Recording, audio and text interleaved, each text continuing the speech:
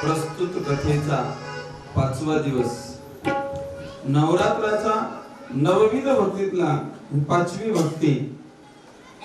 नवविध भक्तीनेही भगवान प्राप्त होतो. नवविध भक्ती म्हणजे 9 रात्राची 9 दिवसाची 9 प्रकारची भक्ती आहे. श्रवण भक्ती आहे, कीर्तन नावाची भक्ती आहे, दास्य भक्ती आहे, सख्य नावाची भक्ती आहे. हे 9 दिवसाच्या 9 भक्ती आहेत. बरं, 9 दिवसाच्या 9 भक्ती आपण जर दररोज त्याचं चिंतन जरी केलं किंवा एखादी भक्ती जरी आपण ती अधिकृत करून तिचं चिंतन करून भगवंताशी आपण समर्प साधलो, अहो ऐकलं चांगलं तरी सुद्धा देव मिळतो. आता काय भक्ती करायची गरज नाही. तरी अवधान ऐकले दिजे मग सर्व सुखाशी पात्र होईल. हे प्रतिज्ञोत्तर माझी उघडा काय ज्ञानवाले सांगतात, चांगलं ऐकलं तर सुद्धा माझे काय चांगलं ऐकावं. कान कशासाठी? चांगलं ऐकण्यासाठी आहेत आपल्याला. हो, डोळे तुम्ही घ्या रे सुख पहा विठोबा. डोळ्यांनी काय करावं? भगवंताचं रूप पाहावं. कान तुम्ही ऐका रे कान माझ्या विठोबाचे गुण ऐकावं कानानं. आपल्याला कानानं दुसरंच ऐकायची सवय, डोळ्यानं नाही ते बघायची सवय आणि अनेक प्रकारचं. पण मात्र भगवंताने दिलेले जे इंद्रिय आहे आपल्याला केवळ आणि केवळ त्याच्यासाठी दिलेले. आपण त्याचा उपयोग वेगळा करतो, ते मात्र वेगळा आहे. श्रवणम भक्ती बघा, राजा जनकाने श्रवण भक्ती केली. श्रवण भक्ती जनक राजाने. तुम्हाला मी जनक राजाच्या कथा सांगितल्या, ऐकलत ना? पण जनक राजा हा एवढा विद्वान आणि विदेही होता. श्रवण भक्ती सांगतोय तुम्हाला मी. श्रवण भक्तीमध्ये ऐकण्यामध्ये माणूस किती रममाण झाला पाहिजे. ऐकताना, हो, पोथी ऐकताना, ग्रंथ ऐकताना आपलं मन इकडच पाहिजे, कोणीकडच जाऊ नये. एकदा याज्ञवल्क्य ऋषी म्हणाले, याज्ञवल्क्य ऋषी आणि याज्ञवल्क्य ऋषीचे शिष्य असणारे राजा जनक होते. कळतंय की मी सांगलेलं? याज्ञवल्क्य ऋषीचा शिष्य जनक महर्षी रोज प्रवचनाला यायचे, रोज प्रवचनाला. आणि प्रवचन आल्यानंतर ते नाव कोणाचं घ्यायचे? हो, जनक आले का म्हणायचे. प्रवचनाला आले की आता मी म्हणतो ना, काही मला पोथीला वगैरे पुढे दिसणारेच मंडळी यायचे. आणखी पुढे काही जणाला वाटते आपण पुढे जागा धरून बसावं. काय बसावं? प्रसाद पुढे पटकन मिळते म्हणून नाही, चांगलं ऐकू येते, है की नाही? चांगलं ऐकू येते, दिसतंय, बघता येतं म्हणून आपण काय जेवढं होईल तेवढं जवळ बसण्याचा प्रयत्न करतो. आणि याज्ञवल्क्य ऋषी आले की काय म्हणायचे, काय जनक आले का? आता मला सांगा, तुम्ही असे सारे येऊन बसले तर मला सांगायला बरं वाटतं. नाही तर तुम्ही सारे असे झोपू लागले, इकडे तिकडे बघू लागले तर मी सुद्धा लवकरच मजारू. मला काय गुप्त आहे कसं कधी एवढं सांगून निघून जायचं. पण मन लावून सांगण्यामध्ये, तुम्ही ऐकला तर मला सांगण्यामध्ये काहीतरी. आणि एका दिवशी जनक राजाला न आलेलं बघून आला का जनक याज्ञवल्क्याला विचारलं. बाकीच्या लोकांना थोडा राग आला. ते बाकीचे म्हणे आम्ही सुद्धा रोज यायलो म्हणे, तुम्ही नाव एकाच घ्यायले, ते काय लाड काय का म्हणे. त्यालाच महाराज आम्ही यायलो ना म्हणे, आमचं थोडं नाव घ्या की. नाव तर कोणाचं घेऊच नाही. पण असं म्हणल्यावर राग आला जनक राजाला. काय आता ह्या बाकीच्यांना कशा प्रकारे कळवावं, जनक किती ऐकणार आहे. हे याज्ञवल्क्य ऋषीनं काय केलं, एका दिवशी परीक्षा घ्यायची ठरवली, मायावी परीक्षा. अशी झोपडी होती महाराज, आणि त्या झोपडीमध्ये याज्ञवल्क्य बसायचे आणि समोर असा समाज बसलेला असायचा, सर्व आलेले लोक. आणि जे म्हणत होते तुम्ही रोज कोणाचं नाव घेता, जनकाचं, त्या लोकांच्या समक्ष मायावी विद्येनं प्रवचनामध्येच एका दिवशी आग लागली. झोपडी जळायला सुरू झाली आणि झोपडी जळायला सुरू, आग लागली, चोपडून आगीचा वणवा पेटला. महाराज सांगायला सुरुवातच आहे. लोक आता मला सांगा, इकडून जो वारा आलं, टेक पडू लागला तर तुम्ही काय ऐकत बसताल म्हणाले. तुमच्या आधी मीच निघून इकडून पळतो. म्हणजे काय होते माणसाला, काय याच्यापेक्षा वेगळं भीती जीवाची आहे, जीवाची भीती आहे. आणि म्हणून सर्वजण आग लागली पाहून उठून पळू लागले. पण जनक राजा मात्र तो बेधुंद झालेला आहे, डोळे मिटलेले आहेत, ऐकण्यामध्ये एवढा, श्रवणामध्ये एवढा धुंद झालेला आहे, काहीही कळत नाही काही. अहो आग एवढी आली, सारे माणसं निघून गेले. आणि आग ती जनक राजाच्या अंगापर्यंत आली. जनक राजाच्या अंगाला आग लागली. अंगाला लागली नाही, एक पाय जळत जळत जळत आला जनक राजाचा. आता तुम्ही म्हणता त्याला काय कळालं नसेल, काय कळालं नाही एवढं हे असतो माणूस बघा त्या श्रवणामध्ये. म्हणून तुकोबाऱ्याचे प्रमाण आहे त्याला. काय तुका म्हणे राज्य करिता जनक एक पाव जळे आगी माझी. एक पाव, एक तुकोबारे सांगतात कसं राजाने जनक राजाने राज्य केलंय की ज्याचा एक पाय अग्नीमध्ये जळाला होता. एक पाय, तरी सुद्धा त्याला कळालं. म्हणून श्रवण भक्ती जनकासारख्याने केलं. किती श्रवण महत्वाचं आहे. म्हणून श्रवण चांगलं करावं, मनन करावं, त्याचा निधिध्यास करावा. नुसतं ऐकलं की देवी महात्म्य, देवी भागवत कथा आता ऐकायला मिळेल एवढं वर्ष ऐकायचं, इथून सोडून देऊन जायचे म्हणायचे का महाराजाला दान म्हणायचं जाताना. आपल्या घरला न्यायचं नाही इथलं ऐकून. आपलं कोणतं कल्याणासाठी कथा आहे. कथा कीर्तन कशासाठी आहे? जीवाच्या उद्धारासाठी आहे. कलियुगामध्ये आणि केवळ हे साधन जी आहेत ना जीवाच्या उद्धारासाठी आहे. कलियुग माझी करावे कीर्तन, कलियुग माझी करावे कीर्तन, कलियुग माझी करावे कीर्तन, कलियुग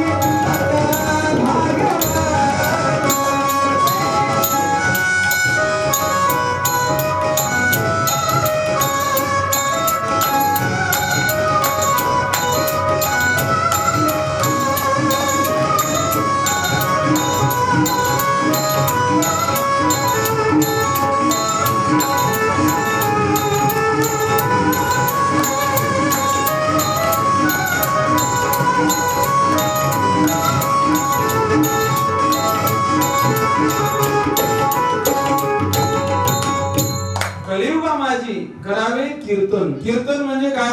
एक महाराज कीर्तन करतात, बाकीचे ऐकतात, याला कीर्तन नाही. कीर्तनाची व्याख्या अशी आहे, कीर्तनाची व्याख्या अशी वेगळी आहे बघा. कीर्तनामध्ये काय होतो, एक ब्रह्मरसाचा प्यायला मिळतो का, ब्रह्मरस. आणि त्या ब्रह्मरसाने काय होतं, आपल्यांचा विसर पडतो. बरोबर आहे. कीर्तन म्हणजे काय? ब्रह्मानंदी लागली टाळी, कोण देहाती सांभाळी. महाराज देहाची अवस्था विसरून जातो. देहाची मी कोण आहे. हो हो, तुम्ही कोण आहात? आता पुन्हा मला तेच विचारणार, तुम्ही कोण आहात? तुम्ही कोण आहात म्हणजे मी हा आहे नाही. देवा आता असा करी उपकार, देहाचा विसर पाळी मध, आणि तरीच हा सुख जीव सुख पावे माझा, बलवे केशी राजा येईल कळ. देहाचा विसर पडला की माणूस सुखी होतो बघा. पण देहाचा विसर पडतच नाही माणसाला. मी पण आहे, मी आहे, अहंकार आहे. जोपर्यंत अहंकार आहे, अहो या मनाच्या जर मागे पळालो, मनाच्या मागे आपण जेवढं पळायला जाऊ तितकं मन आपल्याला पळवतच नाही येणार. मन मार्गे गेला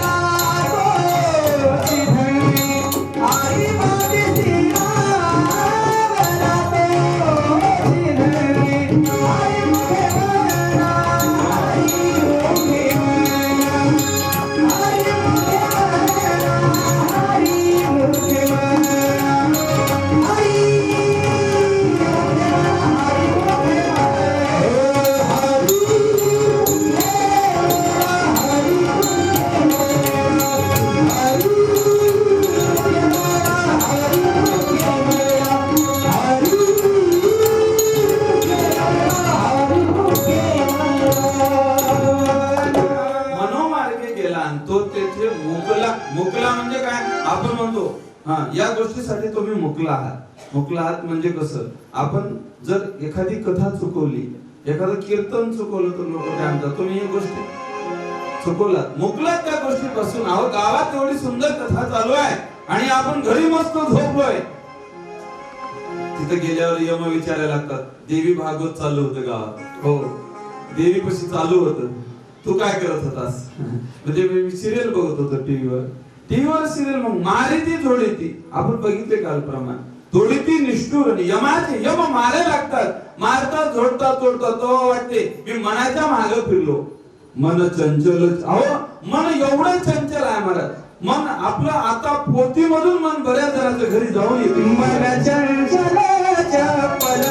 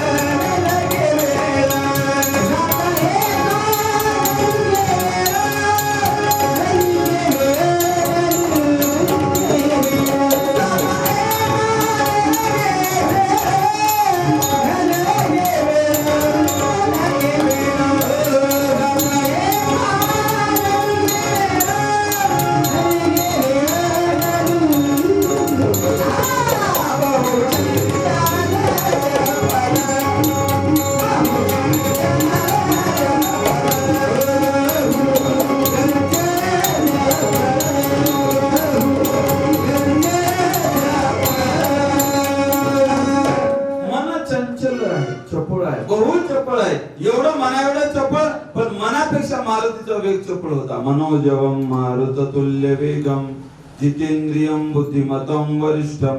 सर्व बुद्धीत वरिष्ठ असणार, सर्व मनाच्या वेगापेक्षाही जास्त वेग. आता मला सांगा, तुम्हाला जर आठवण आली घरची, असंच कीर्तनात एका दिवशी कीर्तन चालू, समाज बसलेला, एक महिला आली कीर्तनाला, आले मध्येच बसली, मध्ये येऊन बसली. आता मला सांगा, उठायचं असं तर आधीच कडला बसून होणार, पण काय काय माणसं पुढे बसतात पुढून उठून निघतात. म्हणजे काय होतं, मग सर्वांचं लक्ष जातं, अरे हे कोण उठलं. पण काय काय माणसाला मधून उठलं तरच म्हणतात आम्हाला सारे बघतात, नाहीतर मागल्या माणसाला कोण बघणार आहे. म्हणजे काय, तसं ती महिला उठली मध्येच कीर्तनात, आणि कीर्तनात उठली की घरी गेली, आणि घरून पुन्हा आली बसली.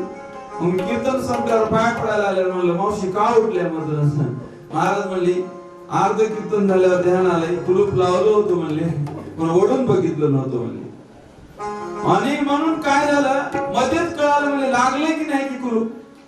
पुन्हा घरी गेले, ओढून बघले, आणि मग येऊन बसले. म्हणजे का, आपलं लक्ष कोणत्या साधनात आहे. म्हणून देव आपल्याला सहजासहजी कसा मिळेल बर, सोपा आहे. अजिबात सोपा नाही. भगवंत, साधी भगवंताला प्राप्ती करणे फार कठीण आहे. मनाला आवडावं लागतं. मन वढाय वढाय उभ्या पिकात लढोर, किती आवरावरा फिरगी पिकावर. बहिणाबाईंनी, संत बहिणाबाईंनी त्या काळात लिहून ठेवलंय, मन वढाय वढाय. अहो तुम्ही जनावरात उभ्या, म्हणजे काय, उभ्या पिकामध्ये एक जनावर गेलं महाराज, आणि पिकामध्ये जनावर पडल्यावर त्याला हाणायला जावं, निघते का लवकर बाहेर? अजिबात नाही. त्याला किती पाठीत काट्या घाला ते बाहेर. तसं आपलं मन या संसारामध्ये एवढं गुंतलंय, एवढं गुंतलंय, याच्यातून बाहेर पडून इकडे येणं. आमचे फार जुनी कीर्तनकार दृष्टांत सांगायचे बघा. ज्ञानोबाईंनी दृष्टांत ज्ञानेश्वरी मध्ये दिलाय. जैसे चरणे शेळीचे, धावणे वारी याचे, आणि जळणे आगीचे भलते होते. जळण्यामध्ये आगी एवढं कोणाचं पुढं बघा तुम्ही. आग लागू द्या, मोठी जर आग लागली तर ती आग डोंब किती जाळलं, काय काय जाळलं सांगता येत. किती मिनिटामध्ये लक्ष. मला सांगा, वाळून गेलेलं कडव्याचा ढग आहे, उन्हाळ्याचा मे महिना आहे, कडक ऊन पडलेला आहे, दुपारचा प्रहर आहे, आणि चुकून उग लावले कोणी काढी, पण घरला येता येता उग काढी टाकून निघून यायचं झालं. किती घरला येजोर काय राहतं काय तिथं. हा म्हणजे जळण्यामध्ये आग. आता तसं माणसं एकमेकावर जळतात म्हणतात, ते कसं जळतात माहित नाही, ते जळणं कुठून राहते काय माहित नाही, पण जळण्यामध्ये एक नंबर कुणाचा आहे? आगीचा. ज्ञानोबाने सांगितलंय. धावण्यामध्ये वार, धावण्यामध्ये वार, आणि चरण्यामध्ये शेळी. चरण्यामध्ये शेळी. तुम्ही शेळ्या वळल्यात का कधी?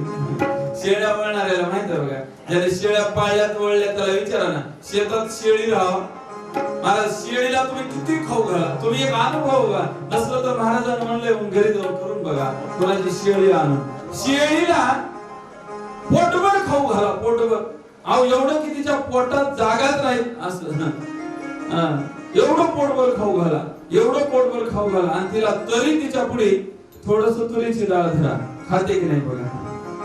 किंवा पोटभर तुरीची डाळ खाऊ घाला आणि तिच्या पुढे तिला आवडणारी वनस्पती धरा, खाते की नाही बघा. म्हणजे चरण्यामध्ये शेळीच्या पुढे कोणाचाच नंबर लागत, एवढं चरणं शेळीचं. म्हणून मनाला उपमा देत आहेत, धावणे वारी याचे, चरणे शेळी याचे, आणि जळणे आगीचे भलते होते. हे अशा प्रकारे हे मन चंचल आहे. एका राजानं एक शर्यत ठेवली होती, असं ऐकल्यामुळे, कथेत ऐकून गेलं, मोठा माणूस होता, त्याला शर्यत ठेवली. म्हणला आमच्या शेळीला ज्यानं पोटभर चारून आणल, आणि चारून आणल्यावर तिनं काहीच न खाता जर असं काही दाखवलं, तिनं काहीच न खाता जर राहिली, तर तिला त्या माणसाला 20,000 रुपये बक्षीस देण्यात येईल. एका माणसानं ऐकलं, म्हणला लय चारा आलाय आपल्या वावरात, नाही शेजाऱ्याचा कापूस बकळ आलाय, म्हणला आपली शेळी आहे, म्हणला चारा भरपूर, म्हणला 20,000 रुपये मिळणारे विचार केला, शेळीला घेतला, आणि शेळीला घेऊन शेजाऱ्याचा कापूस तूर चारली, म्हणा आपला नाही चारली, शेजाऱ्याची चारली. शेळी एवढी फुगली, एवढी, घरी आल्यावर तिला तुरीची डाळ ठेवली, मुगाची डाळ ठेवली, हरभरे ठेवले, ज्वारी ठेवली. अहो नाही तेवढं, आता शेळी अशी तोंड आ करू लागली, आणि असं करून ती मरायची वेळ फुगून, अशी झाल्यावर तिला चलता येईना, घेऊन राज दरबारात निघाला. आल्यावर लोक म्हणले आता काय नाही, यानं जिंकलं 20,000. राजाने दरबार भरला, आले काय शेळी आणली, म्हणले उभा करा. अहो तुरीचा ढाळा आणला एक तिकडून हिरवागार, आणि आणल्याबरोबर शेळीला आणले की राजाच्या त्या शेळी पुढे असं धरलं, ढाळा धरल्याबरोबर शेळीने त्याच्यावर झाप मारली खाली. त्याला म्हणलं होतं बक्षीस असं होतं, जर शेळी पोटभर जगली काही खायला गेली तर 20,000, खाली तर तू 20,000 देऊन जायची जाता. यानं मला काय करावं आता, नावीला जसं मला शेळीने तुरीच्या ढाळा खाल्ला, एवढं खाऊन सुद्धा ज्ञानोबारायांनी त्या काळात दृष्टांत दिलाय. 750 वर्षापूर्वी शेळ्याचा. तर दुसरा माणूस मला जरा शहाणा होता, मला शहाणा, जरा शहाणे माणसं असतात बघा, काही त्याची खोड माहित राहते, कोणाची खोड कुठं राहते, लय खोड राहते, ते खोड माहित. त्यानं म्हणला महाराज उद्या मी आणणार म्हणला, आणि शेळीनं जर काही खाली तर 40,000 देणार म्हणला. विडा उचलला दरबारामध्ये, शेळीला नेलं, सकाळपासून उपाशीच, तिला काहीच खाऊ घातलं नाही, तिचे पोट हात मध्ये गेले, शेळी तशीच फिराली आणि घेऊन निघा. पण एकच केला त्यानं, असा चांगला तुरीचा ढाळा आणला होता घरी, हिरवागार, आणि एवढं दंडुका घेतला होता हातात, असा धरायचा शेळीच्या पुढं, आणि शेळीनं तोंड त्याच्यावर नेल्याबरोबर खपकन तिच्या तोंडावर मारायचं. शेळीनं कशालाही तोंड लावल्याबरोबर तिच्या तोंडावर झपकन मारायचं. दिवसभर याने हेच काम केलं, आणि संध्याकाळी राजाच्या दरबारामध्ये शेळी घेऊन आला. येताना लोक म्हणाले अरे रे म्हणे, यानं तर 100% फसला म्हणे. आता या शेळीचं पोट बघा किती खाली गेले, काय खाणार नाही, काय खाणार नाही, असं विचार कर. आणलं महाराज, आणलं उपाशी पोटी शेळी. राजानं एक वनस्पती शेळीला आवडणाऱ्या अशा शेळी पुढे धरायच्या, धरल्याबरोबर शेळी बघली की मागे तोंड करायची. शेळीनं कशा पुढे तोंड, अहो शेंगदाणे सुद्धा धरले तरी शेळी मागत. म्हणला राजा बक्षीस जिंकलास, मला तू 20,000 झालं म्हणला, पण काय केलास ते सांग तरी आम्हाला, मला पोतीतल्या लोकांना तरी सांग केलास तरी काय. त्यावेळी तो माणूस म्हणाला काहीच नाही महाराज, मला हिला सकाळपासून खायला दिलं नाही, उपाशी ठेवलंय, उपाशी ठेवलंय. आणि मग काय, नवरात्र असल्यामुळं, आणि मग त्यातल्या त्यात काय केले, तिनं पुढे आली की झपकत द्यायचा मला, पुढे आली की एवढं दांडूकच होतं म्हणलं, मार. तिला माराच्या भेवामुळं काय झालं नाही, त्या कशाला तोंड लावली नाही. तसं हे आपलं मन आहे की नाही, नाही तिथं तोंड घालीत फिरते. कशा मनाला विषय आवडणार, रूप स्पर्श रस गंध हे शब्द, हे 5 विषय मनाला खूप आवडतात. या विषयापासून मन जर दूर जायचं असेल तर मनाला कशाचा मार पाहिजे? कशाचा? मनाला कसं मारायचं? कसं मारायचं? मनाला मारण्याचा एक उपाय ध्यानात घ्या. त्याच्यासाठी पायी वारी करायची. चला पायी वारीला, आता कोरोना आहे, पुढल्या वर्षी पायी वारीला जायचं. पायी वारीला आळंदी ते पंढरपूरचा सोहळा करा. पायी चलून चलून आमच्या निळकंठ महाराजाला विचारा, सतत 18 वर्ष पायी चाललेत माऊलीच्या सोहळ्यात, सतत 18 वर्ष. विचार करा, आळंदी ते पंढरपूर चालताना नाही पाय असे सुजून एवढाले होतात, मन कुठंच पळना, फक्त मनात येते धाव घेई आणि राहे विठ्ठल राम राम राम, श्याम श्याम श्याम, राम राम राम, श्याम श्याम श्याम, राम राम राम, श्याम श्याम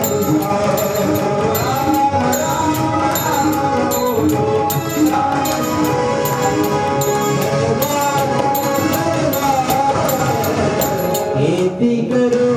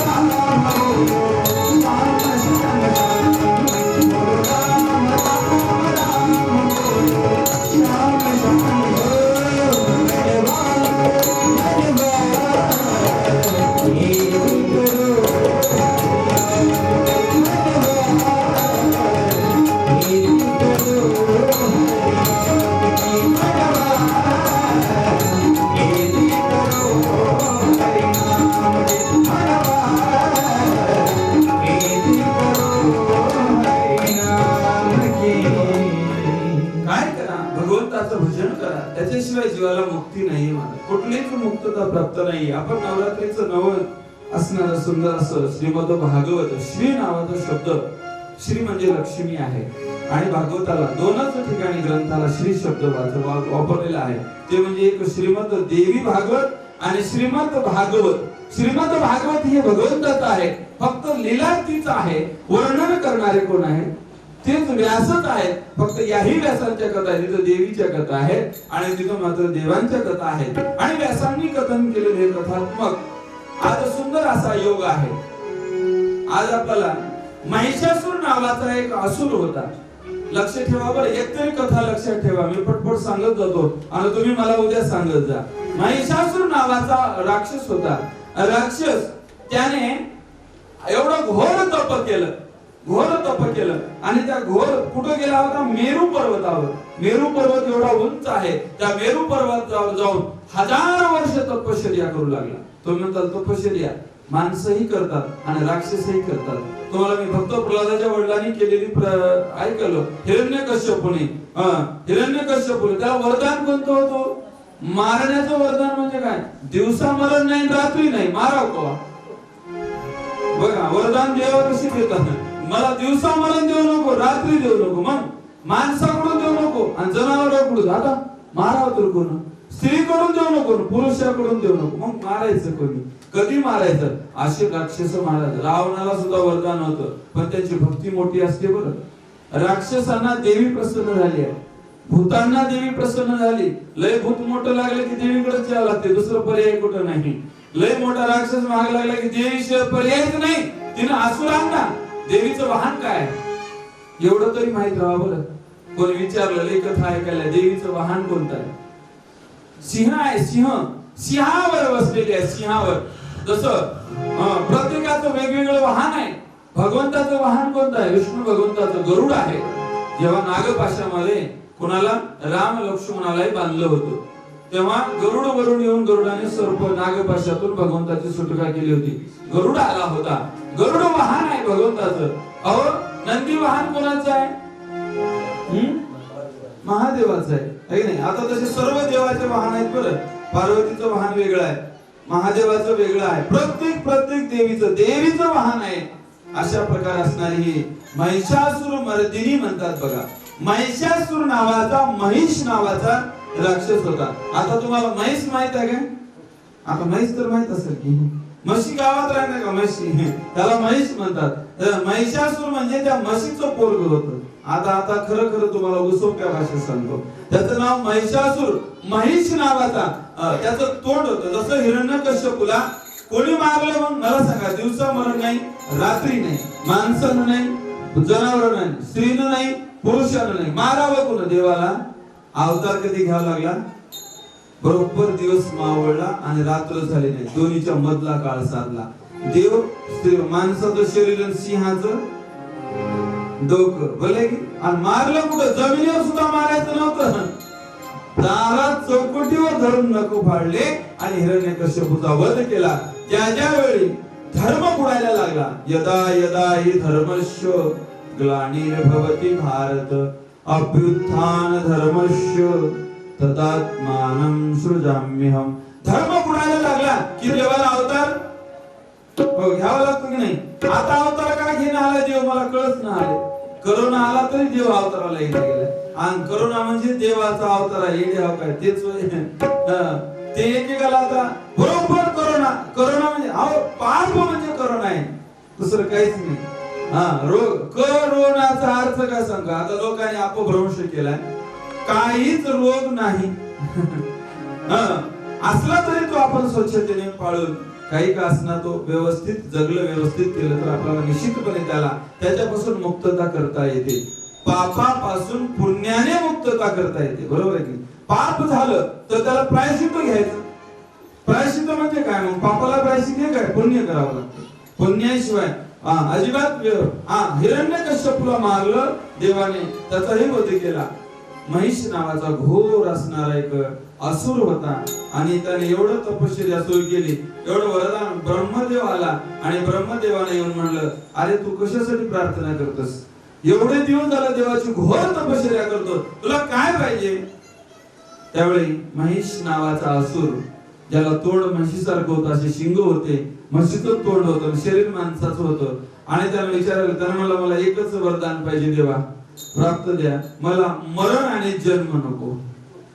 मला जन्म मरण नको. मला सांगा, जन्म मरण कोणाचं चुकलंय? फक्त संत म्हणतात मरण माझे मरुनी गेले, मग गेले अमर.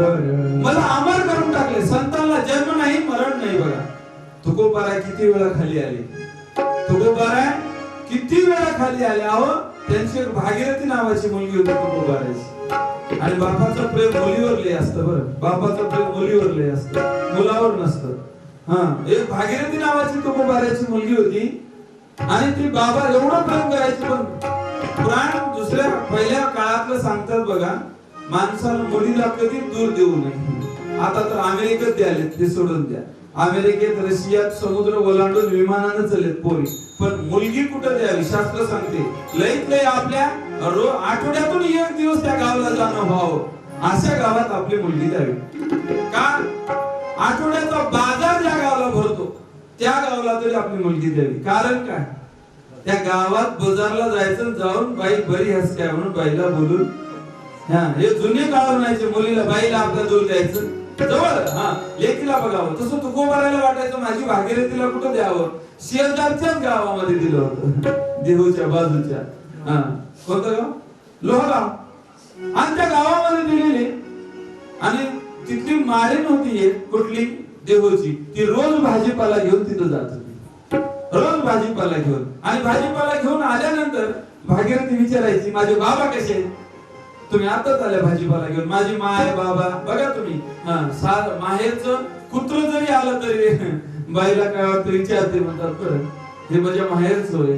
माहेरचं माणूस जरी तर आलं तर बाईला एवढा अभिमान वाटतो. सासर किती श्रीमंत असू द्या किंवा माहेर किती गरीब असू द्या, पण माहेर ते भागीरथी विचारायचं माझे बाबा कसे, रोज सांगायचे चांगले आहेत, भजन करायला चांगलं आहे चांगलं आहे. पण एक दिवस 8 दिवस माळीनं आलीच नाही. 8 दिवस माळीनं आली नाही. भागीरथी वाट बघू लागली. 8 दिवसाला आली. भागीरथीच्या कमळाला कुंकू आहे, आनंदानं चालू आहे. आणि तेवढ्यात माळीनं आली, तिच्याच घरी आली, बोलायला लागली भागीरथी तुला कळालं नाही म्हणे. काय तुकाराम महाराज गेले की म्हणे. बाबा गेले, कुठं गेले, गेले म्हणे. कुठं गेले, वैकुंठाला गेले. बाबा गेले कोण्या गावा, भागीरथी करी धावा, भागीरथी करी धावा, भागीरथी करी धावा.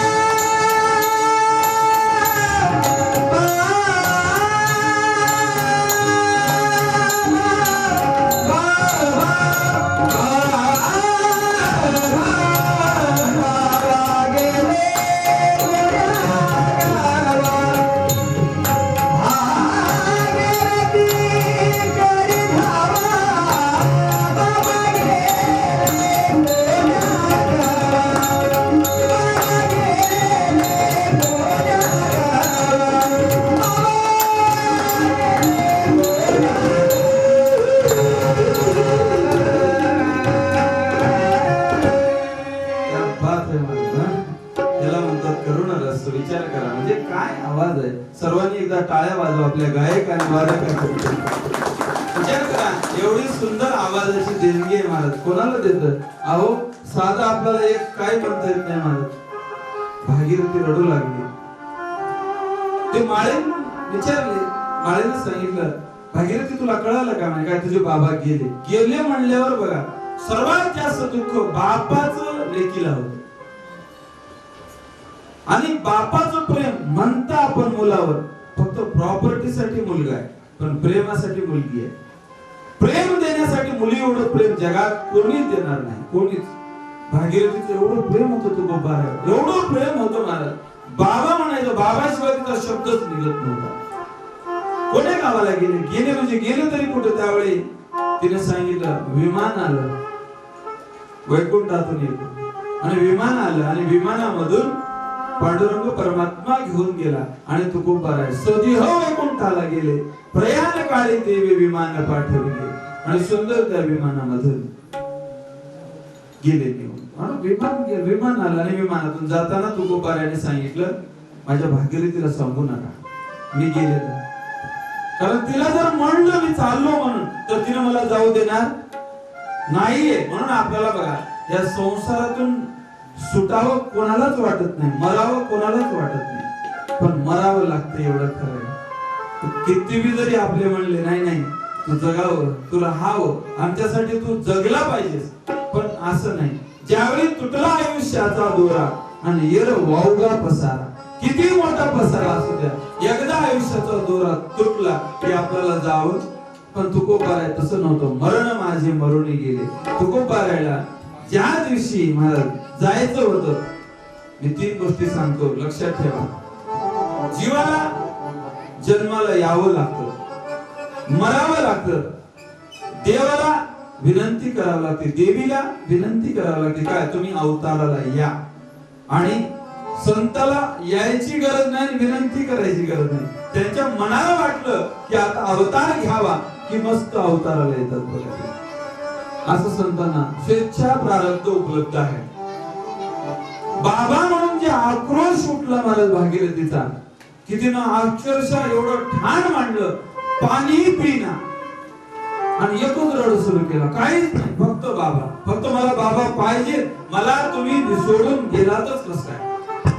तुकोबारायला तो आवाज वैकुंठामध्ये ऐकायला गेला वैकुंठामध्ये आणि वैकुंठामधून तुकोबारायला भागीरथीचा आवाज ऐकू आला आणि सरळ तुकोबारायने म्हणले देवा मला एकदा देहूला जावं लागतं म्हणे आणि माझ्या भागीरथीला भेटून आल्याशिवाय माझं समाधान. तुकोबाराय वैकुंठाला गेलेले वैकुंठातून भागीरथीसाठी आले. तुकोबाराय भेटल्याबरोबर भागीरथीने बाबा गळ्याला पडली आणि बोलू लागली बाबा जायचं होतं तुम्हाला विचारून तरी जायचं होतं पण तुकोबारायने समज काढली बाई मला जावंच लागतं कारण आम्ही इथलो नाही आम्ही कुठले आम्ही वैकुंठवासी आहोत आम्ही वैकुंठातले आहोत आमचं घर वैकुंठ आहे आम्हाला वैकुंठातच पुन्हा जावं लागतं. पण इथं आल्यावर हा बाजार मांडला होता. केवढा बाजार आपला बाजारच आहे की माझी बायको माझं लेकरू माझी माय माझं घर माझं दार आणि मेल्यावर काय मेल्या मागे सर्व राहिले तुटतील धागे दोरे काय राहते मला सांगा. कानातलं म्हातारीच्या तोळ्याचे राहा फक्त कान तुटले तरी वडवड घेतात बघा तुम्ही मरताना एवढं सुद्धा सोनं जाऊ देणार अजिबात काहीच नाही असं. किती मिळवले धन कोटी कोटी आणि संगे नयरे लंगोटी सुद्धा काय काही सोबत जाऊ देणार महाराज. तसंच करतात तसंच का कारण शरीराची अवस्था आहे मरावं लागतं जन्मावं लागतं. तुकोबाराय आले भागीरथीची समजून काढली आणि भागीरथी महाराज आनंदात म्हणली बाबा फक्त मला एवढीच अपेक्षा होती की तुम्हाला भेटला नाही तर मी प्राण देणार आहे माझा प्राण गेल्यावर मात्र तुम्ही येणार आहात का एवढी प्रार्थना केल्यावर तुकोबारायने भागीरथीला समजून सांगितलं बाई आता मला जाऊ दे. अहो तुकोबारायने जाताना आपली धर्मपत्नी जिजाबाईला सुद्धा सांगितलं होतं विमान आले तू माझ्यासोबत धर्मपत्नी म्हणून संसार केलीस चल जाऊ वैकुंठाला राहू म्हणली म्हैस यायला झाली तुम्हाला काय म्हणले रोजच विमान येते आणि रोजच वैकुंठाला जातात लोक आम्हाला तसेच म्हणतात आज कोण्या गावला निघाल्या बरोबर आहे काय रोज एक गाव निघाले बघा आज कीर्तन आहे उद्या कथा आहे उद्या कीर्तन आहे उद्या प्रवचन आहे मला आहो काही पण याच येत आपलं पुण्य बळ आहे पाठ बळ आहे. तुकोबारायने सर्व भागीरथीची समजून काढलेलं वैकुंठाला गेले. मला सांगायचं तात्पर्य काय आहे जन्म मरण कोणालाही चुकलेलं नाही, पण जन्म मरण चुकवलं कोणी? आमच्या संतांनी जन्म मरण चुकवलं. आणि जन्म मरण चुकवण्यासाठी पाप, वासना आणि कर्म या तिघाला वेगळं ठेवावं लागतं. एक पाप लक्षात घ्या, 2 नंबरचं कर्म आणि 3 नंबरची वासना. वासनेच्या संगे नको जाऊ म्हणा. किंवा बघा किंवा वासनेचा संग होय अंतकाळी तरी तपोबळी जन्म धरी. तपोबळी म्हणजे अहो देवाला वासना चुकली नाही, तुम्ही आम्ही तर कोण आहोत. म्हणून या वासनेच्या संगे नको जाऊ म्हणा, अजिबात नाही. किंवा नको नको म्हणा. गुंतू माया. माया म्हणजे कोण आहे? देवीने निर्माण केलेली माया आहे. तिला जाळ्यात अशी ओढून ठेवते, पण जाळ्यामधून ज्याला झटकून बाहेर पडते तोच खरा वेळ. शूर मिरवे समरांगणी. बघा कशा तसं संसार बघा. किंवा संसारामधला शूर म्हणजे काय? जिंकावा संसार येणे नावे तरी शूर. शूर कोणाला म्हणावं? ज्याला संसार जिंकला त्याला शूर म्हणावं. संसारात राहतो जसं कमळाचं फूल सत्यवादी करी संसार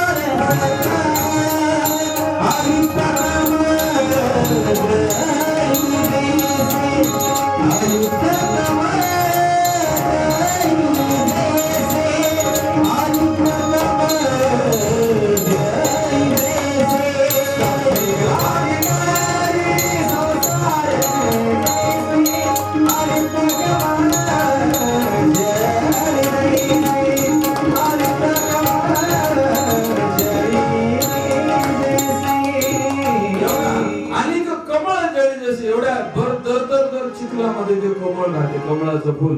पण तुम्ही कमळाच्या फुलाला एवढा तरी चिखल चिटकलेला कधी दाखवा. चिखल कमळाला कधी चिटकत नाही का?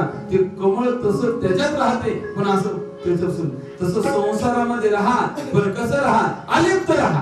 पक्षी अंगणी उतरती, पक्षी अंगणी उतरती,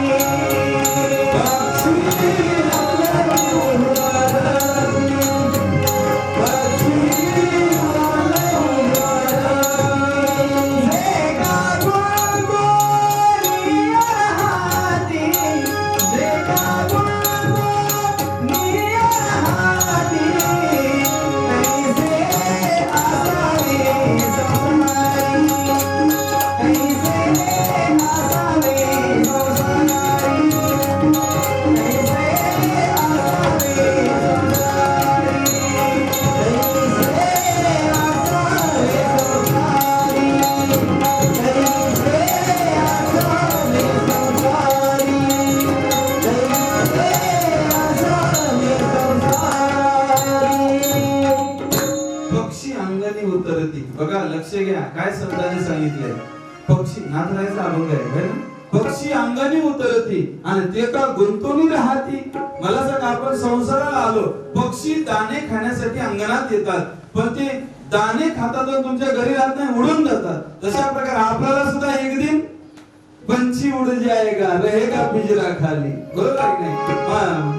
फार सुंदर आहे. एकापेक्षा एक आपल्याला म्हणजे प्रत्येक गीतामध्ये सुद्धा भगवंताच्या चरणामध्ये सुद्धा आपल्याला काय व्हायचं? लीन व्हायचंय, पण याच्यात गुंतून राहायचं नाही.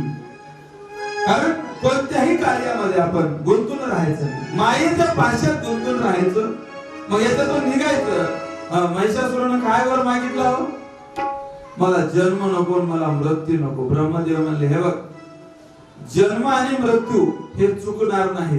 तुला दुसरं काय मागायचं तर माग, पण जन्माला यावं लागल आणि मरावं.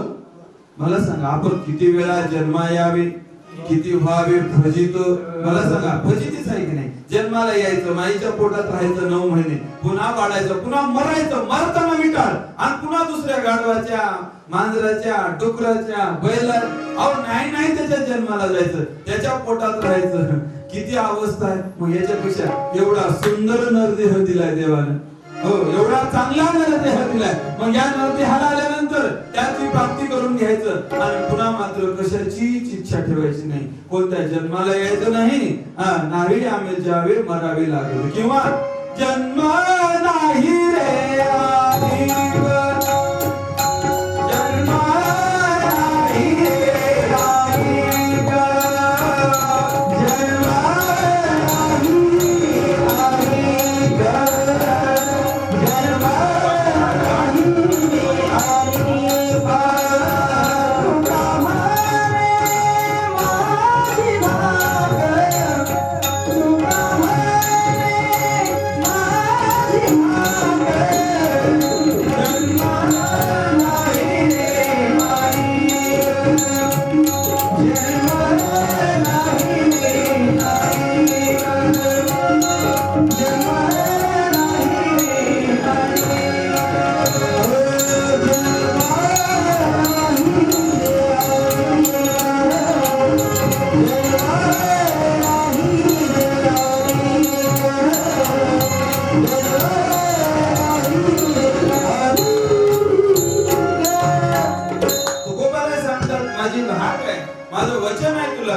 जन्म नाही पुन्हा. मला सांगा जन्म कोणाला नाही? जन्म नाही असा फक्त देव. अहो देवानं सुद्धा देवीकडे गरानं मांडलं होतं. देवीने सांगितलं माझ्या रूपानं तुम्हाला आता राम अवताराला यायचंय आणि कृष्ण अवतार यायलाय. देवीला देव हात जोडून प्रार्थना करू लागले, माय आम्हाला आता जन्माला घालू नको. राम अवतारात बक्कळ त्रास सहन केला मला. सीतेसंग वनात फिरलो, बायकोसाठी फिरणारा राम म्हणून लोकांनी आमची थट्टा केली. बायको हे राम सीता म्हणायचा बघा. राम वनात फिरताना ज्यावेळी सीतेला त्या मोहापोटी, कोणत्या सोन्याच्या मोहापोटी रावणाने येऊन नेलं आणि नेल्यावर माझी बायको रावणाने नेली म्हणून बायकोच्या शोधासाठी झाडाला धरावं ही माझी सीता म्हणावं, दगडाला धरावं हे माझी सीता म्हणावं. अहो राम वेडा झाला. अहो एवढा वेडा झालाय. कोणाला बोलायलाय? तुम्हाला नाही. देवीला देव बोलायला वैकुंठात. मला आता नको गड्या मला संसाराला मला इथं आल्यावर मी देव असलो तरी कौशल्याच्या पोटामध्ये 9 महिने राहावं लागले. पुन्हा जन्मलो आणि जन्मल्यावर सुद्धा बापाचं वचन खरं करण्यासाठी वनवासाला जावं लागले. दशरथाचं पितृवचन पाळलं. कैकेयी सारखी माय मिळाली. अहो सीतेला माझ्या रावणाने नेल्यावर वानराच्या अस्वलाचा सहारा घेतला. वानर अस्वल तुम्हाला सांगितलं वानरा घाती लंका घेवलेली म्हणे तुका. त्याचं कारण काय? मी प्रत्येक गोष्टीची कारण सांगतो, तुम्ही पक्क लक्षात ठेवत जा. माणसं नेलेच नाहीत रामानं. माणसं का नेले नाहीत लंका जिंकायला? कारण माणसाला खिशे राहतात 2-2. असं महाराजाला तर लय मोठे राहतात. खिशे राहतात बघा. आणि खिशामध्ये दिसलेली वस्तू. आणि लंका कशी होती? सोन्याची होती. सोन्याची. लंकेतल्या घर पूर्ण शुद्ध सोन्याची होती. एक ईट जरी आणली समजा आपण एक ईट काढू तर किती दिवस पुरल? किती महाग आहे सोनं. अशा प्रकारे त्याने विचार केला नको म्हणे. माणसं नेले तर वानराला कपड्याचा दोर नाही. ज्यावेळी किष्किंधाधिपती सुग्रीव बोलायला लागला रामाला, देवा आता आपले हे सर्व सैनिक आहे म्हणे, आता घेऊन जायचं म्हणे आपल्याला सीतेला आणायला. आणि त्यानं मला एवढं बरं आणलास मला, यायला कपडे कोण घ्यावा, यायला धुवा कोण, यायला रोज नाश्त्याला काय द्यावं, चहाला काय द्यावं, जेवायला काय द्यावं. सुग्रीव म्हणला देवा यायला नाश्त्याला लागणार, यायला चहाला लागणार, यायला महाराजाला नाही बोलत वानराला सांगा यायला जेवायला लागणार, मग यायला कपडे लागणार आणि यायला राहायला घर बी लागणार. आणि राम म्हणला लय सोपं आहे की म्हणला, यायलाच घेऊन फिरावं म्हणला जंगलानं. आपलं कसं तर राहील मला महिनाभर बिना आंघोळीच राहील. पण एवढे लोकांना आंघोळी घालायचे आणि एवढ्या लोकांना पाणी तापवायची चिंताच केली. सर्व देवाने त्यांना कपडे नव्हते म्हणून वानरांना सोन्याच्या विटा दडादड पाडून वानर पळून जाव. माणसं असले तर नक्की 5-25 तरी आणल्याशिवाय राहत म्हणजे का भगवंताने सांगितलंय हा मोह आहे, हा दूर केला. आणि देवीला बोलायला लागले देवी मला अवतार घ्यायला आता लावू नको गडे म्हणले. का नको गडे म्हणले, लय बायकोच्या मागे फिरलो, त्या रावणासंग युद्ध केलं, त्या रावणाला मारलं, मंदोदरीने काय रडली म्हणे. रावण मेल्यावर मंदोदरी किती रडली महाराज. पण पूर्वी अगोदर रोज सांगायची मंदोदरी रावणा तुझे करायलाच ते वाईट आहे, तू करायलाच ते पाप आहे. दुसऱ्याची पत्नी आपल्या घरामध्ये आणून ठेवलं त्याच्यावर महाघोर पाप. पण यानं ऐकला नाही, स्वतःचा घात स्वतः रावणाने करून घेतला. तेही मारलो, पुन्हा आलो, राज्य केलो, शेवटपर्यंत राज्य केलं. आणि राज्य करून रामाच्या राज्यामध्ये कोणी म्हातारं होत नव्हतं बघा. रामाच्या राज्यात कोणाला आजार येत नव्हता, रामाच्या राज्यामध्ये कोणी मरत नव्हतं. झाले रामराज्य काय उन्हे आमाशी, धरणी धरे पिके गायी ओळल्या आमाशी. म्हणून लोक म्हणतात रामराज्य यावं, रामराज्य. रामराज्यामध्ये दुःख नव्हतं, पण देव बोलायला लागले मी गेल्यावर दुःख नाही, पण मला जन्माला आता घालू नको. देवीला बोलायला लागले. देवी म्हणली देवा तुम्ही जर जायना गेल्या मी येतो की सोबत तुमच्यामध्ये, तुम्हाला कुठं त्रास झाला तिथं मी आहे. अहो सीता माझ्या लोकांचं ऐकून मी बायकोला, माणसानं लोक आता तसंच करतो. दुसऱ्यानं चाडी केली. कोणाची चाडी केली? सीतेची. गावातल्या लोक आहेत. राम एवढा सुंदर राज्य भोगू लागला आणि लोक चर्चा काय करू लागले. म्हणून म्हणतो माणसाचीच काय देवाची सुद्धा लोक चाडी केली. सीतेची चाडी केली म्हणे. अरे म्हणे रावणाकडे एवढे दिवस राहून आली ती म्हणे सीता, आणि एका शहाणा असला आमचा राजा घरात घेतला म्हणे तिला. काय याला लाज असेल असं म्हणल्याबरोबर महाराज ऐकलं आणि ऐकून रामाला येऊन सांगलं. राम म्हणला मी जर असं ठेवलो तर उद्यापासून अशीच पद्धत लागल. म्हणून महाराज सीतेला बोलू लागला तर सीतेने म्हणली देवा तुमच्यासाठी मी त्रास बघतो म्हणून सीता निघून गेली, जंगलामध्ये निघून गेली, अरण्यामध्ये राहिली, 2 मुलं झाले लव आणि कुश. अहो त्या वाल्मिक ऋषीच्या आश्रमात राहिले, त्यांनी पुन्हा रामाचा पराजय केला, पुन्हा अंगीकार केला. पण ज्या दिवशी सीता राज दरबारात आली आणि राज दरबारात येऊन बोलू लागली देवा माझा एवढा वनवासी कोणीच नाही म्हणे. कारण विचार करा तुमच्यासारख्या रामासोबत माझं लग्न झालं पण मला वनवासच भोगावा लागला. वनवास माझा कमी झाला नाही, एवढे लेकर झाले सारे पण एकच मी खरी आहे का नाही बघा म्हणले. आणि शेवटी सीता सुद्धा भूमातेची मुलगी होती. म्हणजे कोणाची होती? त्या जमिनीची मुलगी होती. तिला जमिनीने घेतलं आणि निघून गेली. देव कोण बोलाले? राम बोलाले देवीला मला अवतार नको गडे. आणि पुन्हा कृष्ण अवतार देवीने त्यांना घ्यायच लावला. कारण का? धर्माचे रक्षण किंवा धर्माचे पालन करणे, पाखंड करणे किंवा धर्म रक्षावया. अवतार घेशी आपुल्या पाळीशी भक्त जना. भक्तांना अवतार घेतो, भक्तांसाठी देव अवतार घेतो. दुष्टांसाठी मात्र दुष्टांचं निर्दालन करतो आणि सज्जनांचं रक्षण करतो. मला सांगा मग आता का देव अवतार घेण्याकडे? मग देवाला विचारल्यावर देव सांगायला लागले कलियुगामध्ये सज्जन बी नाही आणि दुर्जनही नाही. म्हणजे रावणा एवढे कपटी लोक नाही आणि पुन्हा सुदाम देवासारखे किंवा जे एकदम भक्त होते देवाचे प्रल्हादासारखे भक्त बी नाही. मला सांगा पंढरपूरला जाताना हाफ तिकीट काढतात, 60 वर्ष झाले त्याने काढा. खरं सांगतो तुम्हाला, एक सांगतो लक्षात घ्या माझं कथेतून एवढं तरी आहे का खरे खरे ज्याला 60 वर्ष झाले त्यानं आता तो म्हाताऱ्याला ठेवलंच नाही, ते सोडून द्या. एसटी मध्ये प्रवेशच नाही, ते सरकार नाही देवानच केले असं झाल्यामुळे. कारण बिना महाराज 30 वर्षाचं पोरग सुद्धा अर्ध तिकीट काढाले. खरं खरं तुम्ही पंढरपूरला जाताना, देवाला जाताना, तुळजापूरला जाताना, चंद्रपूरला जाताना, देवाला जाताना मात्र बेईमानी करू नका. आणि देवाला जाताना जर तुम्ही बेईमानी केली, 50 वर्षाचं वय असताना जर तुम्ही अर्ध तिकीट काढून गेला, देव मात्र काय बोलतो माहितीये की नको. ही अर्ध तिकीट येतानाच बेईमानीने आले म्हणजे याला दर्शन काय द्यायचे? तो परमात्मा आपल्याला दर्शन देणार नाही. म्हणून देवाकडे जाताना, बरं देवाकडे कशासाठी चाललोय आपण? सुख मागायला. आणि जातानाच खोटं, मग हे खोटं कोणाला दिसणार? देवाला दिसतो. म्हणून देवाचा अवतार कलियुगामध्ये नाही. कलियुगामध्ये कुणाचा अवतार आहे? अवतार तुम्हा धराया कारण उद्धराया जन जडजीव. जडजीवाचा उद्धार करण्यासाठी देवाने जसे अवतार झाले अंबरीषसाठी घेतले, मात्र पुन्हा अवतार घेतला नाही. महिष बोलू लागला, महिष काय बोलू लागला? मला जन्म मरण नको तर काय द्या, फक्त एक. बरं देवाने म्हणले ब्रह्मदेवाने तुला हे देता येणार नाही, जन्मावं लागेल, मरावं लागेल.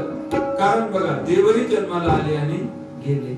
राम येथे नाही उरो आले अवतार. येरते पामर जीव किती. अहो रामकृष्ण आले आणि गेले, बरोबर आहे की नाही? का जगची वर्ष पडलं नाही आणि आपणही जन्माला यायलो. आणि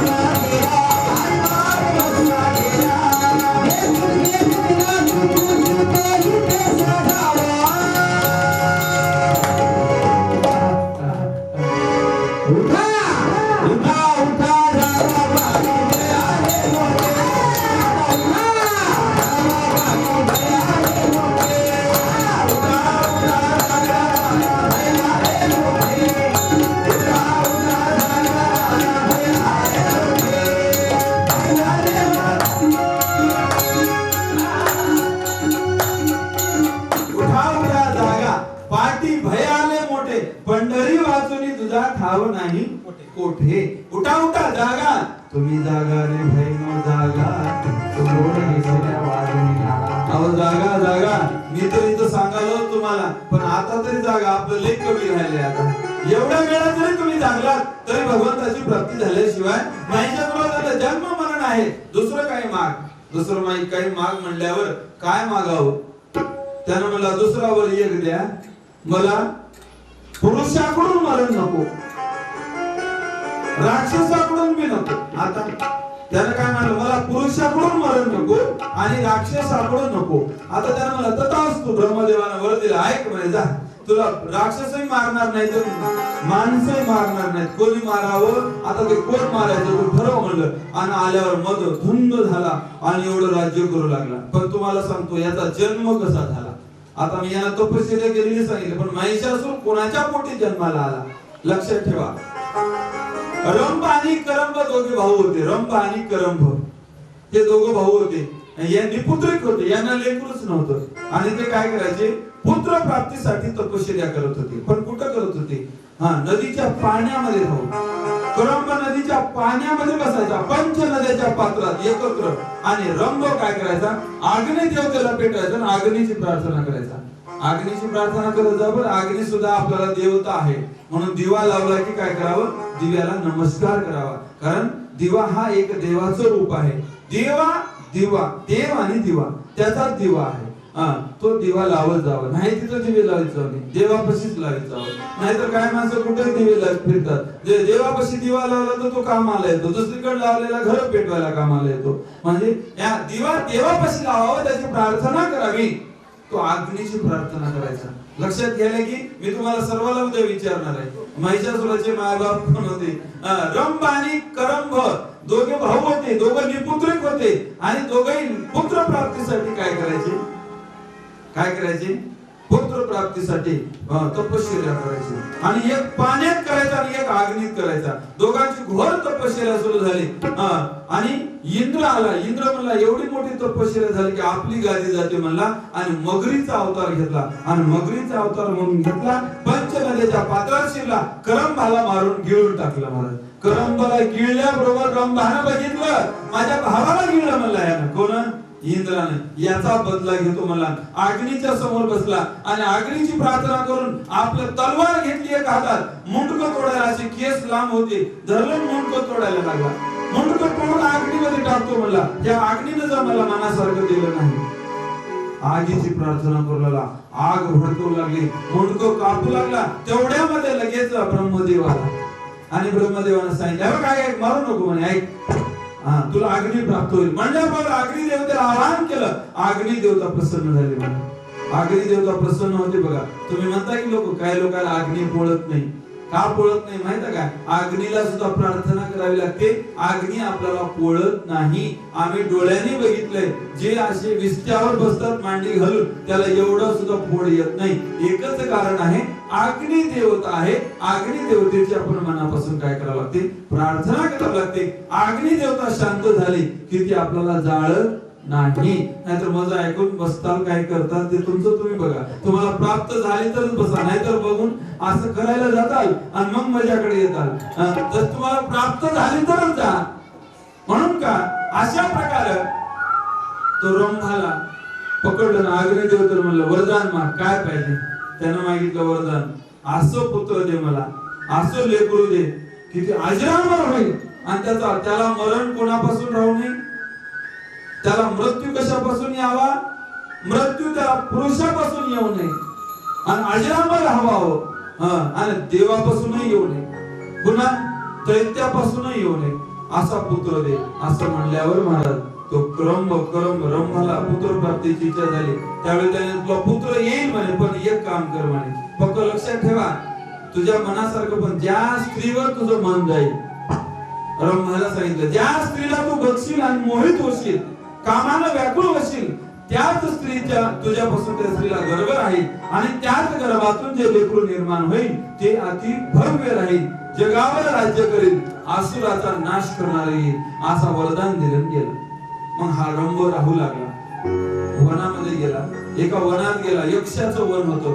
यक्ष राजा राज्य करत होते. यक्षाचं वन सुंदर असे फुलं मस्त रान. तिथे एक म्हैशी फिरत होती. म्हैशी, कळालं का, म्हैस फिरत होती त्या यक्षाच्या. आणि त्या म्हशीला बघले की याचं मन कामातुर झालं. महाराज म्हशीला बघून कामातुर झालं. आणि म्हशीला बघून त्याचं मन त्या म्हशीवरच गेलं. आणि म्हशीवर गेल्यावर म्हशी सोबतच राहू लागला. आणि म्हशीवरच जीव जळला. आणि त्या म्हशीला म्हणला, तुला इथं लोक त्रास देतील, मला इथून निघून आपण पाताळात जाऊन राहू म्हणला. आणि त्या म्हशीला घेतला आणि रंभ कुठे गेला, तपश्चर्येच्या बळावर पाताळात गेला.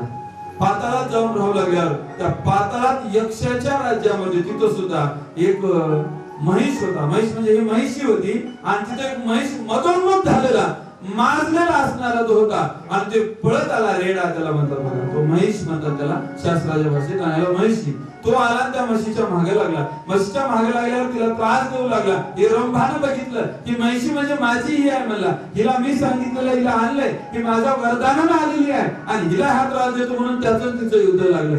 युद्धामध्ये त्याला शिंग होते त्या महिषाला, म्हणजे त्या रेड्याला असे शिंग होते. रेडा त्याला शिंग होते. त्या शिंगाचं रंभाचं त्या दोघांचं युद्ध सुरू झालं. रंभा आणि रंभ त्या दोघांचं एवढं घोर युद्ध लागलं पाताळात आणि युद्ध चाललं जवळपास 5000 वर्ष. आणि त्याच्यामध्ये महाराज त्या महिषानं शेवटी शिंग घातलं आणि याला मारून टाकलं. रंभाचा मात्र पोटामध्ये शिंग गेल्यामुळे वध झाला आणि तो मेला. मेल्याबरोबर मग कोण उरला? तो महिष त्या म्हशीच्या मागे लागला, तिला खूप त्रास दिला. पण शेवटी महाराज त्या म्हशीनं सुद्धा मात्र एवढं वरदान तिला प्राप्त झालं. तिनं त्या महिषाचा यक्षानं आणि सर्व देवताने मिळून त्या जो रेडा मागे लागला त्या रेड्याचा वध केला. रेडा मेला, मग महिषी उरली. फक्त लक्षात ठेवा बरं, महिषासुराची गोष्ट आहे. मी पुढल्या वर्षी तुम्हाला विचारणार नक्की. मग महिषी उरली आणि महिषीनं म्हणजे माझा मालक रंभ. रंभाला कोणी मारलं? या रेड्यानं मारलं म्हणे, मारून टाकलं. माझा मालक गेला. मालक कोण? रंभ. आणि रंभाची चिता पेटवली गेली. सर्व यक्षांनी त्याला अग्नी द्यायचं ठरवलं आणि अग्नी द्यायचं ठरवल्यावर तिकडून महिषी आली, रडतच आली, डोळ्यातून अश्रू गळू लागले. माझा मालक गेला म्हणे, मला राहून काय करायचं म्हणून विचार केला आणि तिने सुद्धा चितेवर सती जायला निघाली आणि त्या चितेवर अशी उडी मारली. महाराज उडी मारल्यावर चित्ता पेटली आणि आग मोठी लागलं डोम आणि आगीतून मात्र एकदमच अवतार प्रगट झाला. तो म्हणजे महिषासुराचा अवतार. महिषासुर बोल अंबा माता की जय. बघा त्या अग्नीतून कोण पुत्र आला? हे रंभाला दिलेला आणि हा महिष नावाचा होता. आणि याला कोणतं वरदान प्राप्त होतं? याला देवाकडून मरण नाही, मनुष्याकडून नाही, राक्षसाकडून नाही. म्हणून याला मात्र प्रत्येकाला एवढा त्रास द्यायचा. प्रत्येकाला एवढा त्रास द्याय. अहो या पृथ्वी तलावरले जेवढे राजे होते तेवढ्या राज्याला या महिषाला जिंकून घेतलं. त्याला असे शिंग होते पण त्याला मनुष्य रूप होतं खाली आणि वरी मात्र म्हशीसारखं तोंड होतं, शिंग होते. म्हणून त्याचं नाव काय आहे? महिष. अनादि निर्गुण प्रकटनी भवानी मध्ये आहे बघा बरं. अनादि निर्गुण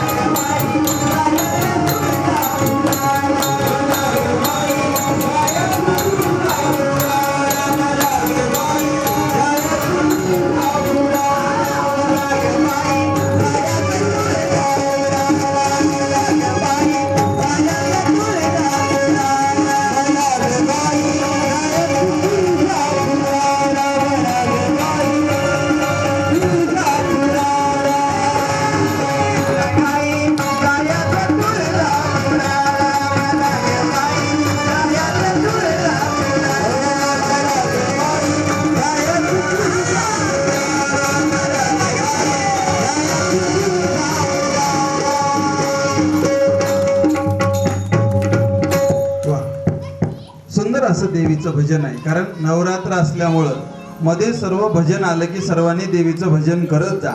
आणि देवी आपल्याकडे बघायला बरं येतो, नीट लक्षात घ्या.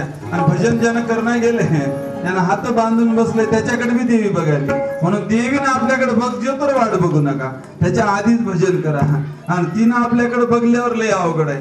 चांगल्या नजरेनं बघलं की चांगलं आहे, आणि थोडे जर तिरपीनं जर केली की मात्र समुद्राला आणि गंगा जवळच आहे. असो काय. महिषासूर कसा झाला, तो महिष नावाचा राक्षस तो जन्माला आला आणि मात्र त्यानं घोर तपश्चर्येच्या बळावर जन्म हे सर्व काही प्राप्ती करून घेतली होती आणि त्यानं देवावर विजय मिळवायला सुरू केली. अहो त्यानं इथल्या राजावर विजय मिळवला आणि पुन्हा कुठं सुरू केलं जायला, त्यानं इंद्राकडे गेला. इंद्राकडे, अहो इंद्रावर चालून गेला आणि इंद्राच्या दरबारात कोण आलं बघायला तर यानं सर्व सैनिक घेऊन आला, सर्व सैन्यानिशी आला आणि इंद्राला पदच्युत केलं, इंद्राचा पराभव केला. आता इंद्र पराशराने, आता इंद्र घाबरला, मला हे राक्षस कुठून आलाय, वेगळाच आहे, तोंड म्हशीचं आहे आणि राक्षस आहे, दानव आहे असणार, एवढं सैनिक मधलं त्याचं मोठं. पुन्हा इंद्राला पदच्युत केलं, देव घाबरले. देव घाबरून पुन्हा ब्रह्मदेवाकडे मोर्चा वळला. ब्रह्मदेव शरण आला, ते म्हणला आता आम्ही शरण आलो, आम्हाला काही चालना, हार मानली. महादेवाकडे गेला, महादेव म्हणला आपले काय चाललं, म्हणला याला कोण वरदान दिलं, म्हणला देवीनं, आता आपलं काही नाही. म्हणला महादेव शरण आला, शरण आलो तुला, विचार केला, शरण आला आणि शरण येऊन महादेव काय झाला, शेवटी लीन झाला. आणि मग आता महिषासुराला थोडस आत्मवळ वाढलं. आत्मवळ म्हणला आता देवही आपलं काही करू शकत नाही, मग राक्षस मारत नाहीत, माणसं मारत नाहीत, मग कोणी मारणार, मग काय करावं, मला मृत्यू नाही, मला मृत्यू नाही. मग तो घाबरू लागला, एवढा धीट झाला. विष्णू भगवंताच्या भवनाला गेला आणि तिथे जाऊन विष्णू सोबत युद्ध लागलं. घोर युद्ध चाललं महाराज, विष्णू सोबत घोर युद्ध चाललं आणि युद्धामध्ये विष्णूचाच पराभव झाला. कोणाचा पराभव झाला, विष्णूचा झाला, महादेवाचा झाला, ब्रह्मदेवाचा झाला, इंद्राचा झाला, सर्वांचा पराभव झाला आणि एकाचा झेंडा उभारला, कोणाचा, या महिषाचा. आणि तो महिष मात्र आता मात्र या सृष्टीवर एकमेव माझं राज्य आहे. देवाला सुद्धा बांधवडीत टाकलं होतं रावणानं. तुम्हाला माहिती आहे रावणाच्या घरी गणपतीचं तेच काम, खंडोबाचं काम, खंडोबाचं तेच काम, सारे एकापेक्षा एक काम, 33 कोटी देव रावणाच्या घरी काम करत होते. त्याच्या घरी असे बांधून टाकलेले होते देव. एवढा रावण, कारण रावणाची काही तपश्चर्या साधी नव्हती. अहो एका दिवशी रावण पूजा करत होता महादेवाची, आणि महादेवाची पूजा करताना एक कमळाचं फूल कमी पडलं वाहताना. कमळाचं एक फूल कमी पडल्यानं किती तोंड होते रावणाला, 10 तोंड होते का, बरोबर आहे की नाही. मग एका माणसानं मला उगाच विचारलं, मला महाराज कीर्तन करता, म्हणलं हो, मला रावणाला 10 तोंड होते, बरोबर आहे, मग कोणत्या तोंडाने जेवत होता. आता काय सांगावं त्याला, लोक काही प्रश्न विचारतात. कोणत्या तोंडाने जेवत होता आणि कसा झोपत होता. आता किती कान होते त्याला, म्हणलं तोंड एकच होतं त्याला, काम पडल्यावर 10 लागत होते. एक 10 तोंडातलं असं एक तोंड त्यानं कापलं आणि महादेवापुढे ठेवलं. महाराज एवढी भक्ती असते महादेव, कोणाची, रावणाची भक्ती होती, असुर होता. या भक्तीमध्ये ओतप्रोत भरलेला असणारा. बघा आता प्रत्येकाला इथं प्रत्येकाला हरी आणलं, सर्व देवाचा जग जेता कोण झाला, महिष झाला. लक्षात आलंय की महिषासूर, महिषासूर म्हणा आता त्याला, महिषासूर. एवढा महिषासूर उद्रेक झाला महाराज, देव त्याच्या पायदळी तुडू लागले, सर्व काही आले. मात्र आता सर्व देवांनी म्हणले आपल्याला लपायला जागा एकच आहे, कुठं, आता देवीकडे जावं लागते. म्हणजे देवी निद्राधीन होते आणि देवीकडे झाले. ब्रह्मा विष्णू महेश असणारे सर्वजण देवीला प्रार्थना करू लागले, हे माता, हे जगजननी भवानी, अंबिका भवानी, महालक्ष्मी माता, सर्व रूपामध्ये असणारी तू वास करणारी, आणि तू काय कर, आता आम्हाला जागा दे. त्राव पिटलेला आहे. त्या महिषासुरानं नाही त्याला मारले म्हणे, आमचा सुद्धा वध करायला आलाय, आम्ही लपून बसलो म्हणे. मग आता काय करावं काही कळना, अशी अवस्था झाली. आणि मग तिच्या सोबतचे जे होते सूर, आणि शेवटी देवीकडे आता हे कोणाला कळालं, महिषासुराला, आणि एक राहिले म्हणे मारायची, कोण, देवी राहिली म्हणे, देवी. आणि देव सारे संपले, देवी राहिली म्हणला. आणि आपला दूत ताम्र नावाचा दूत त्या दूताला पाठवलं. कोण महिषासुराला. जा म्हणला देवीला निरोप देऊन या, उद्या युद्ध करायचंय, नाही तर गुपचूप माझ्यासोबत लग्न कर म्हणा. असा प्रस्तावच पाठवला. कोणाला? तुझे सारे देव मी बांधवाडी टाकले आणि सांग माझ्यासोबत राहा, नाहीतर बघ मी तुझा वध करणार आहे. असं म्हणल्यावर हे निरोप घेऊन दूत गेला आणि दूतानं लक्ष्मीला दारातच जाऊन सांगितलं. लक्ष्मी कुठे राहते हो? बघ, देवाचे पाय कोणाच्या हातात राहतात? देवाचे पाय पाय लक्ष्मीच्या हाती.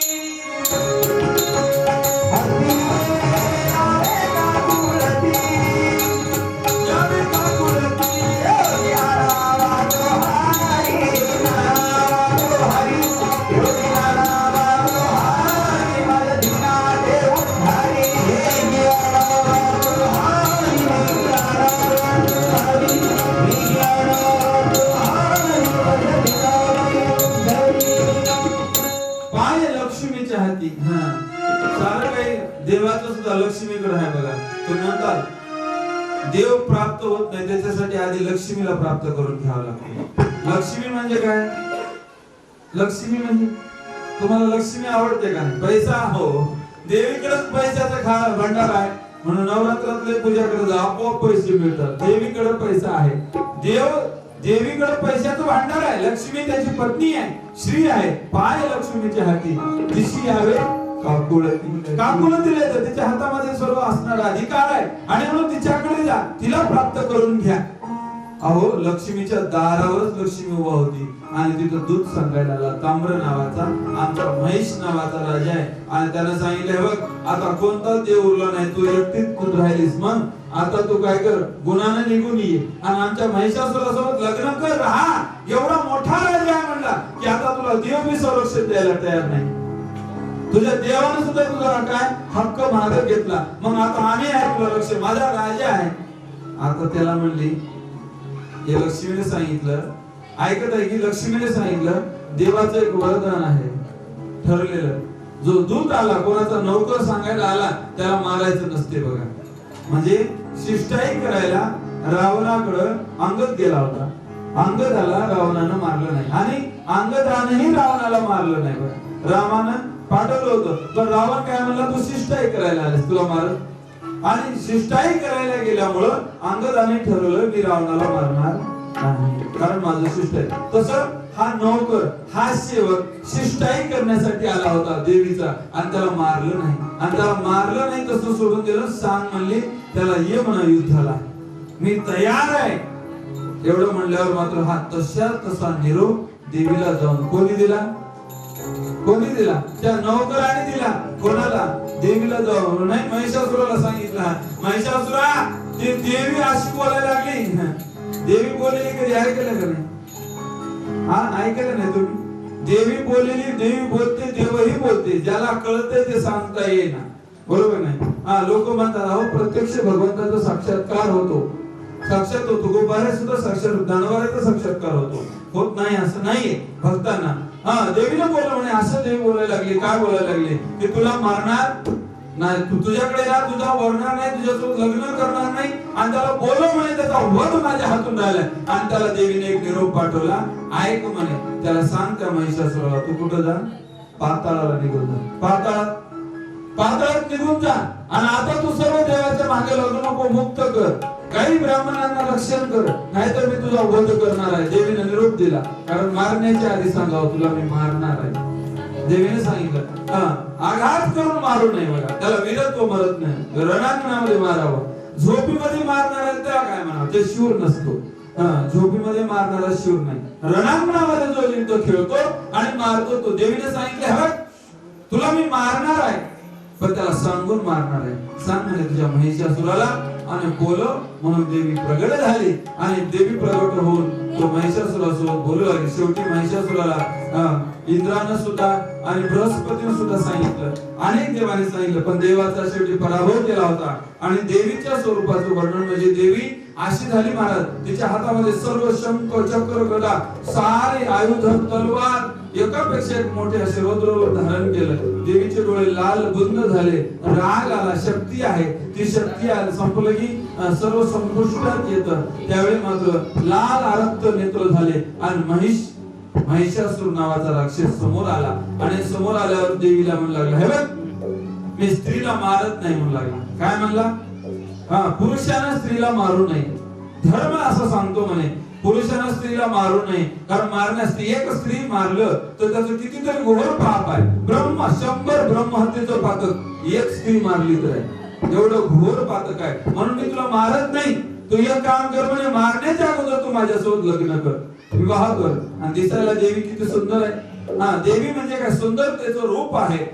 त्याला पाहिल्याबरोबर त्यानं देवीला पाहिला की असं वाटू लागलं की देवी सोबत कधी लग्न करावं, राहावं असा विचार त्याच्या मनात आला. आणि देवी म्हणली आता तुझा शेवट जवळ आलेला आहे. कारण राक्षस एवढे माजले होते, एवढे मस्त झाले होते महाराज. आणि या राक्षसांचा निपात करण्याकरता कोणाचा अवतार होता?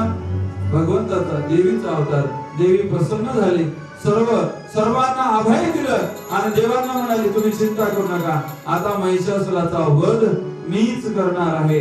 आणि महिषासुर आला, त्याला एवढी विनंती केली महाराज, एवढी विनंती केली देवीनं, अरे म्हणजे तुझं कल्याण एकाच गोष्टीत आहे, तू पाताळात जाऊन राहा आणि शांतपणे राहा, इथं येऊन तू हे नाही ते कृत्य करू नको, तर तुझा अंत होईल. एवढं म्हणलं तरी शेवटी त्यानं विचार त्यानं केला नाही. हे बघ म्हणला, इंद्र चंद्र ब्रह्म प्रत्येकाला मारले नाही. मला चंद्र, बृहस्पतीची बायको चंद्राने चोरून नेली होती, तुम्हाला माहित आहे ते प्रमाण आहे काय?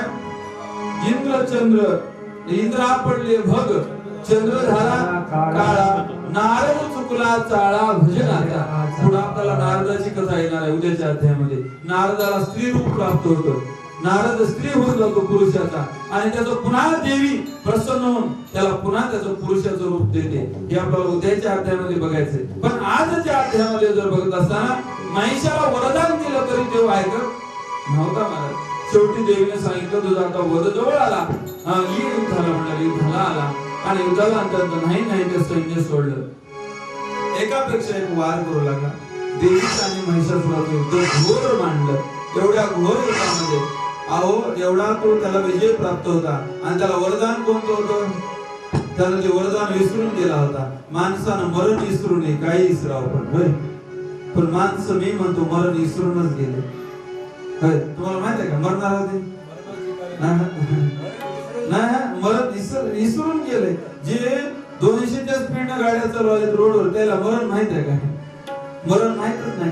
आल्यावरच कळते. आपल्याला मरण माहित आहे का? माहित नाही. पण आल्यावर कळतं ना, आल्यावर सांगता येत नाही. सांगता येते का? मला सांगा, एकानं म्हणलं महाराज तुम्ही सांगाल्या मरताना अशा प्रकारे दुःख होते. हो, मग तुम्ही मरून बघले का? आम्ही मेलो, मग मेल्यावर सांगावं कुणाला? सांगता येत नाही महाराज. मुका झालं वाचा गेली, मुका होत जातो, वाचा जात नाही. मरताना माणसाचा आधी काय मिळतात? होय, मरताना काय जाते? शरीरातून प्राण जाताना सुरुवातीला कोणत्या अवयवातून प्राण निघून जातो? तुम्ही मरताना बघितले का माणसं कधी? डोळ्यातून जातो, डोळ्यातून. अवयव निकामी होत असताना आधी कोणते जातात? म्हातारपण आल्यावर कोणता अवयव निघून जातो? दात पडतात. लक्षात घ्या. होय, म्हाताऱ्याला चुरून द्यावं लागते, नाही तर ज्यूस करून प्यावं लागते. दातच नाही. बरं, जन्मल्यावर दात होते का? जन्मल्यावर लेकराला दात मधूनच, आणि एखादं लेकरू दाताची फणी घेऊनच आल्यावर भूत जन्मलंय म्हणतात. म्हणजे त्याला दात येत नाही. दात कधी येतात? बरं, आधी कोणते दात येतात? दुधाचे दात येतात. आणि दुधाचे दात पडल्यावर मग येतात. म्हणजे पण माणसाचे डोळे, लेकरू जन्मल्याबरोबर डोळे उघडते का नाही लेकरू? पण माणसाच्या पेक्षा कुत्र्याचं लेकरू म्हणजे कुत्र्याचं पिल्लू मांजराच्या पिल्ल्याचे डोळे उघडतात काय? बघितलं असतं ज्यांना पाळलंय त्यांना. बघा, कुत्र्याचं पिल्लू 4 दिवस डोळे उघडत नाही, मांजराच्या पिल्ल्याचे 3 दिवस डोळे उघडत नाही, आणि माणसाचे मर्जी तर उघडणार. कशाने उघडणार? अरे उघडे आहेत, बरं उघडे असूनच देव दिसत नाही ना. डोळे उघडे आहेत, आणि डोळे उघडले कधी म्हणावं? माणसं म्हणतात आता ह्याचे डोळे उघडले. त्या महिषासुराला तुझं मरण जवळ आले रे, तू मरणार आहेस मला तरी त्याचे डोळे उघडत नव्हते महाराज. म्हणून बघा, मरताना डोळ्यातून प्राण निघून जातो, डोळे मिटतात. डोळे मिटले की मग शरीरातून एका प्राण निघून जातो. आणि ज्यावेळेस हा जीव मार्गक्रमण करायला लागतो तेव्हा ते शरीर पडलेलं आपला जीव आपलं शरीर बघतो. गरुड पुराण वाचा, ऐका. त्याच्यामध्ये काय, आपला जीव निघून जातो, असा वरील जीव दारातून निघून जाताना आपलं शरीर असं पडलेलं असते, त्याला हात हलवताय ना, पाय हलवताय ना, डोळे मिटणार, मान मोड पडवा त्याची, कसे करणार, कसे बसतात बघा, कसे करतात, त्याला काय आहे दुखणं. माणसाला आता काटा टोचला तरी त्रास होतो, पण मेल्यावर भिताडाला बसताना खपाखप खिळे मारतात, इकडून तिकडं मान आवळू बांधतात. कसे, कारण या शरीरामध्ये निस्तेज झालेले शरीर असते, या शरीरातून प्राण निघून गेला, म्हणून प्राणाच्या अगोदर प्राणप्रिय असणारा देव तो भगवंताला प्राप्त करावा. म्हणून त्याचा आपण सुंदर एक आपण भजन करूया.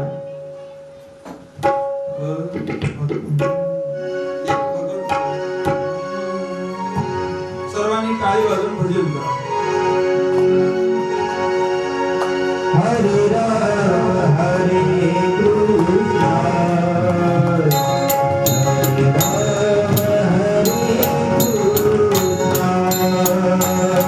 हरे राम हरे कृष्ण हरे राम हरे कृष्ण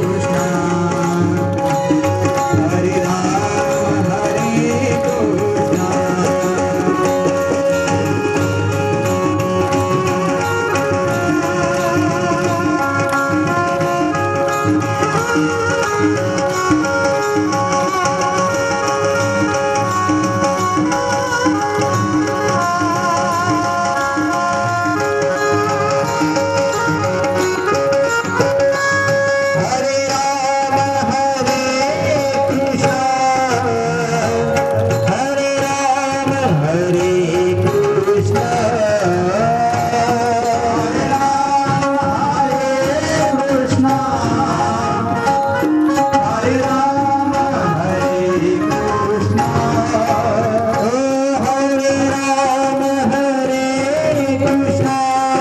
हरे कृष्ण हरे राम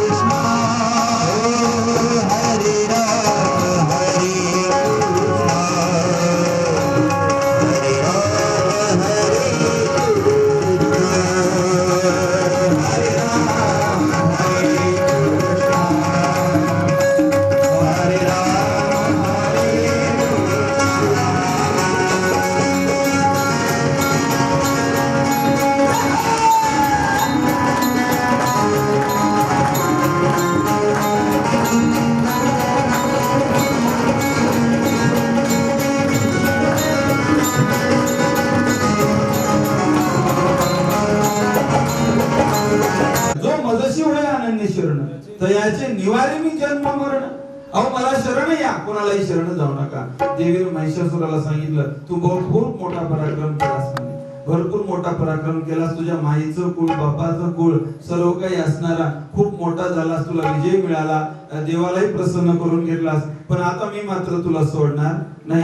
दोघं अहो घोर युद्ध लागलं, पण शेवटचं संधी सुद्धा दिली कोणी, देवीने महिषासुराला. तू पाताळात निघून जा, तुला मारणार नाही म्हणाली. पण त्यानं जायला तयार नव्हता. हे बघ म्हणला, पाताळातल्या लोकांना सुद्धा मीच जिंकले, स्वर्गात त्याला मीच जिंकले, इथल्याला जिंकले मला, असं कोणी उरलं नाही. आणि म्हणून लगेच सांगितलं, हे देवी आपल्याला वश होत नाही. अहो मला सांगा, जी भगवंताची अर्धांगिनी आहे देवी, असा असुर राक्षस तिची जर इच्छा करत असेल, तर त्याचा ज्याचा शेवट झाला त्यानं तशी इच्छा करावी. अशा प्रकारे म्हणून तू हे इच्छा केलास म्हणजे तुझं मरण जवळ आलेलं आहे. बघा ती म्हणे, माझे मालक कोण आहे? देवी बोलायला लागली, भगवान परमात्मा या जगाचा तो माझा मालक आहे. बरोबर आहे, तो मालक आहे. त्या मालकाने सांगितलं तसं मला करावं लागतं. तो माझा मालक आहे. मालकाची प्रतिज्ञा आहे म्हणे, कोणाला माल? महिषासुराचा वध कर. आणि आमच्या मालकाला त्रास दिल्यामुळे तुझ्यापर्यंत यावं लागलं. म्हणून आपल्या सर्वाचा मालक कोण आहे? हो, म्हणून म्हणत जाऊ नये हे इथला मालक कामापुरता, इथल्या पुरताच आहे. इथून मेल्यावर मालक दुसराच आहे. तो मालक कोणता आहे? ज्याच्या संग शेवटची गाठ पडणार आहे. म्हणून त्या मालकाचं भजन करीत जा. कोणाचे भजन करत जाऊ नये. इथल्या मालकाचे नाव घ्यावं, पाया पडावं, त्याला ते देवरूप मानावं. पण त्याचं नाव घेता घेता देवाचं सुद्धा. मीराबाईला विचारलं होतं एका प्रश्न. मीराबाईला लहानपणी लेकरायला फार लवकर कळतं बघा. राजस्थान प्रांतातली मीराबाई, राजस्थान एका राजाची मुलगी आहे. आणि लहान असताना एक नवरदेव नवरा दोघांची वरात निघाली खालून. आणि दोघं रथावर मिळू लागले आणि आई सोबत वरी गेली बघायला राजवाड्यात. आणि वरून बघायला म्हणे वरात कोणाची चालली. त्या आईने सांगितलं, हे नवरा होय, हे नवरी होय म्हणे. आता लेकराला सांगावं लागतं की नाही, हे देव होय, हे देवी होय. हे ह्याला नवरा म्हणतात, त्याला नवरी म्हणतात. मीराबाईला सांगितलं आईनं, हे बघ ही नवरी आहे आणि हिचा होणारा हे मालक आहे. दोघांची काय निघालेली आहे? लग्न वरात निघाली. मीराबाईनं आता लेकर काय प्रश्न विचारतात बघा. मीराबाईने आईला काय विचारलं, आई माझा नवरा कोण आहे? आता लेकरू मीराबाईने सहज विचारलं, माझा नवरा कोण आहे? तेव्हा मीराबाईला आई म्हणाली, बोलत बोलत लेकराला थट्टा केल्याने, तुझा नवरा म्हणजे ते देव आहे म्हणजे कृष्ण परमात्मा. एवढंच तिनं ऐकली आणि पुन्हा मात्र तिच्या मनात पक्क ठरलं, माझा मालक कोण? तोच आहे म्हणे. त्याच्याशिवाय मी कोणासोबत लग्न. मोठी झाली आणि मोठी झाल्यावर राजाने ठरवलं आपल्या मुलीचं लग्न थाटामाटात करायचे, आनंदामध्ये करायचे, विवाह करायचे. बोलवा म्हणे, कोणता राजाला द्यायचं, कुठं द्यायचं? मीराबाईला विचारलं, लग्नाचं कसं? तिने म्हणली, बाबा तुम्ही जर माझं लग्न करणार असाल तर मी विषाचा प्याला घेऊन मरायला तयार. विष पिऊन बघा संतांना मरण कसं आलं. शेवट बघा बक्कळ. मीराबाईला विषाचा प्याला घेऊन जीवन संपावं लागलं. देवाची भक्त होती मीराबाई. मीराबाईचा पण देवानं विष प्यायलं, पण तिचा अवतार तिने देवाला प्राप्त झाली. पण तिनं काय करायची? रोज पूजा करायची. भगवान कृष्णाची अशी मूर्ती होती मला. आणि त्या मूर्तीला तिनं आपला मालक म्हणून सजवायचं घरी. एवढं सुंदर कपडे घालायचे, गंध लावायचा. आणि एवढं आमचा मालक म्हणलं की अहो तीन रजनी हाचे धंदान गोविंदाचे पोवाडे. रात्रंदिवस मीराबाईनं कोणाचं भजन करायचं? फक्त आईशी लागी लगन, मीरा हो गई मगन. रात्रंदिवस भजन करायचे. त्याच्याशिवाय तिला काही कळत नव्हतं. एवढी मीराबाई भजनामध्ये दंग झाली होती. मालक कोणाला केलं होतं? कृष्ण भगवंताला. आणि आई म्हणली, हिला मी सहज बोललो म्हणली आणि हिनं मात्र फोकस केली म्हणली. जीवनच संपवलं. मीराबाईने लग्न केलं, पण तुम्हाला सांगितलं मीराबाईच्या घरी येणारी भंगी नव्हती म्हणजे झाडू पाणी करणारी. तिच्या सोबत तिचा एक मुलगा आला आणि त्या मुलानं मीराबाईला बघितलं. मीराबाई एवढी सुंदर होती की भगवंताचंच रूप दिसायला. पाहिल्या बरोबर मला त्या मुलानं म्हणलं, आई मला हिच्यासोबत लग्न करायचं. अरे त्याला म्हणजे तोंड दाबलं. अबे असं का बोलायला रे म्हणली, तू काय आपण राजाच्या घरी नौकर म्हणून काम करायला माणसावं म्हणली. ती राणी राजाची मुलगी आहे. तू जर असं म्हणला तर आपल्याला फाशीवर दिल्याशिवाय गप म्हणली. पण ते पोरग मात्र झरू लागलं. घरी आलं आणि घरी येऊन रात्रंदिवस असं मरायला टेकलं. हातपाय एवढाले झाले. आणि एक दिवस तिची आई दुःखाक्रांत झाली की आता आपलं पोरग मरणार आहे. एवढं कळाल्यावर सहजच एका दिवशी मीराबाईला विचारलं, मीराबाई माझा मुलगा आज जाणार आहे, म्हणजे आता मरण्याच्याच अवस्थेत आहे, मी आता त्याच्याकडे का मरतोय? मीराबाईने प्रश्न विचारला, का मराले? ते म्हणे आता मी बोललो तरी तुम्ही मला फाशीवर देताल काय? की त्यानं तुम्हाला बघितलं आणि बघितल्यावर असा विचार आला की मी मीराबाई सोबत लग्न, आज त्याला घेऊन या की म्हणे मी लग्न करते त्याच्यासोबत. आता बघा मीराबाईने कोणासोबत लग्न केलं नव्हतं, भगवंतासोबत तिचा विवाह झाला होता. देवपती मानून चालत होती. बघा आपणही आपला मालक देव म्हणून आपल्या गळ्यात एवढ्याला मोठ्याला माळी आहे. ती माळी म्हणजे काय आहे?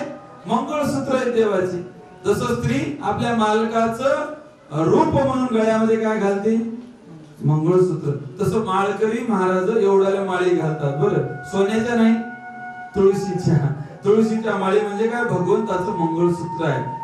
मीराबाईने सांगितलं त्याला घेऊन या, त्याला घेऊन या, त्याच्याशी मी लग्न करते. त्याला घेऊन आलं, त्याला एवढा आनंद झाला आणि त्याला म्हणली एक आटीवर तुझ्यासोबत लग्न करतो. त्या ओट्यावर बस म्हणली, पुढे शाळा बसल्या आणि काय 7 दिवस तुला एक माळ देतो म्हणली आणि त्या माळीचं कृष्ण कृष्ण कृष्ण कृष्ण म्हणून भजन करायचं.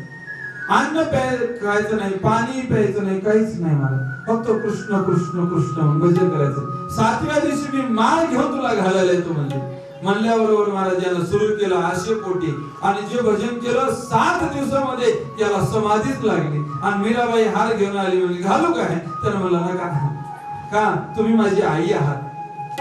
तुम्ही कोण आहात? माझी आई आहात. कारण नामस्मरणामध्ये देवाची एवढी ताकद आहे. आपल्या अंतःकरणातले विकार आहेत सर्व नष्ट होऊन जातात आणि जगातली प्रत्येक स्त्री आपली आई दिसायला लागते. अशा प्रकारचा काम विकार असणारा त्याच्यावर देवाच्या नामस्मरणाने विजय मिळवला. तशा प्रकारे त्या महिषासुराला शेवटची संधी देवी देत होती. तुझा नामस्मरणाने उद्धार होईल, कशाने तर होईल रे म्हणे तू, पण असं करू नको, तू पळून जा. पण नाही, त्याला घोर रणसंग्रामामध्ये आला.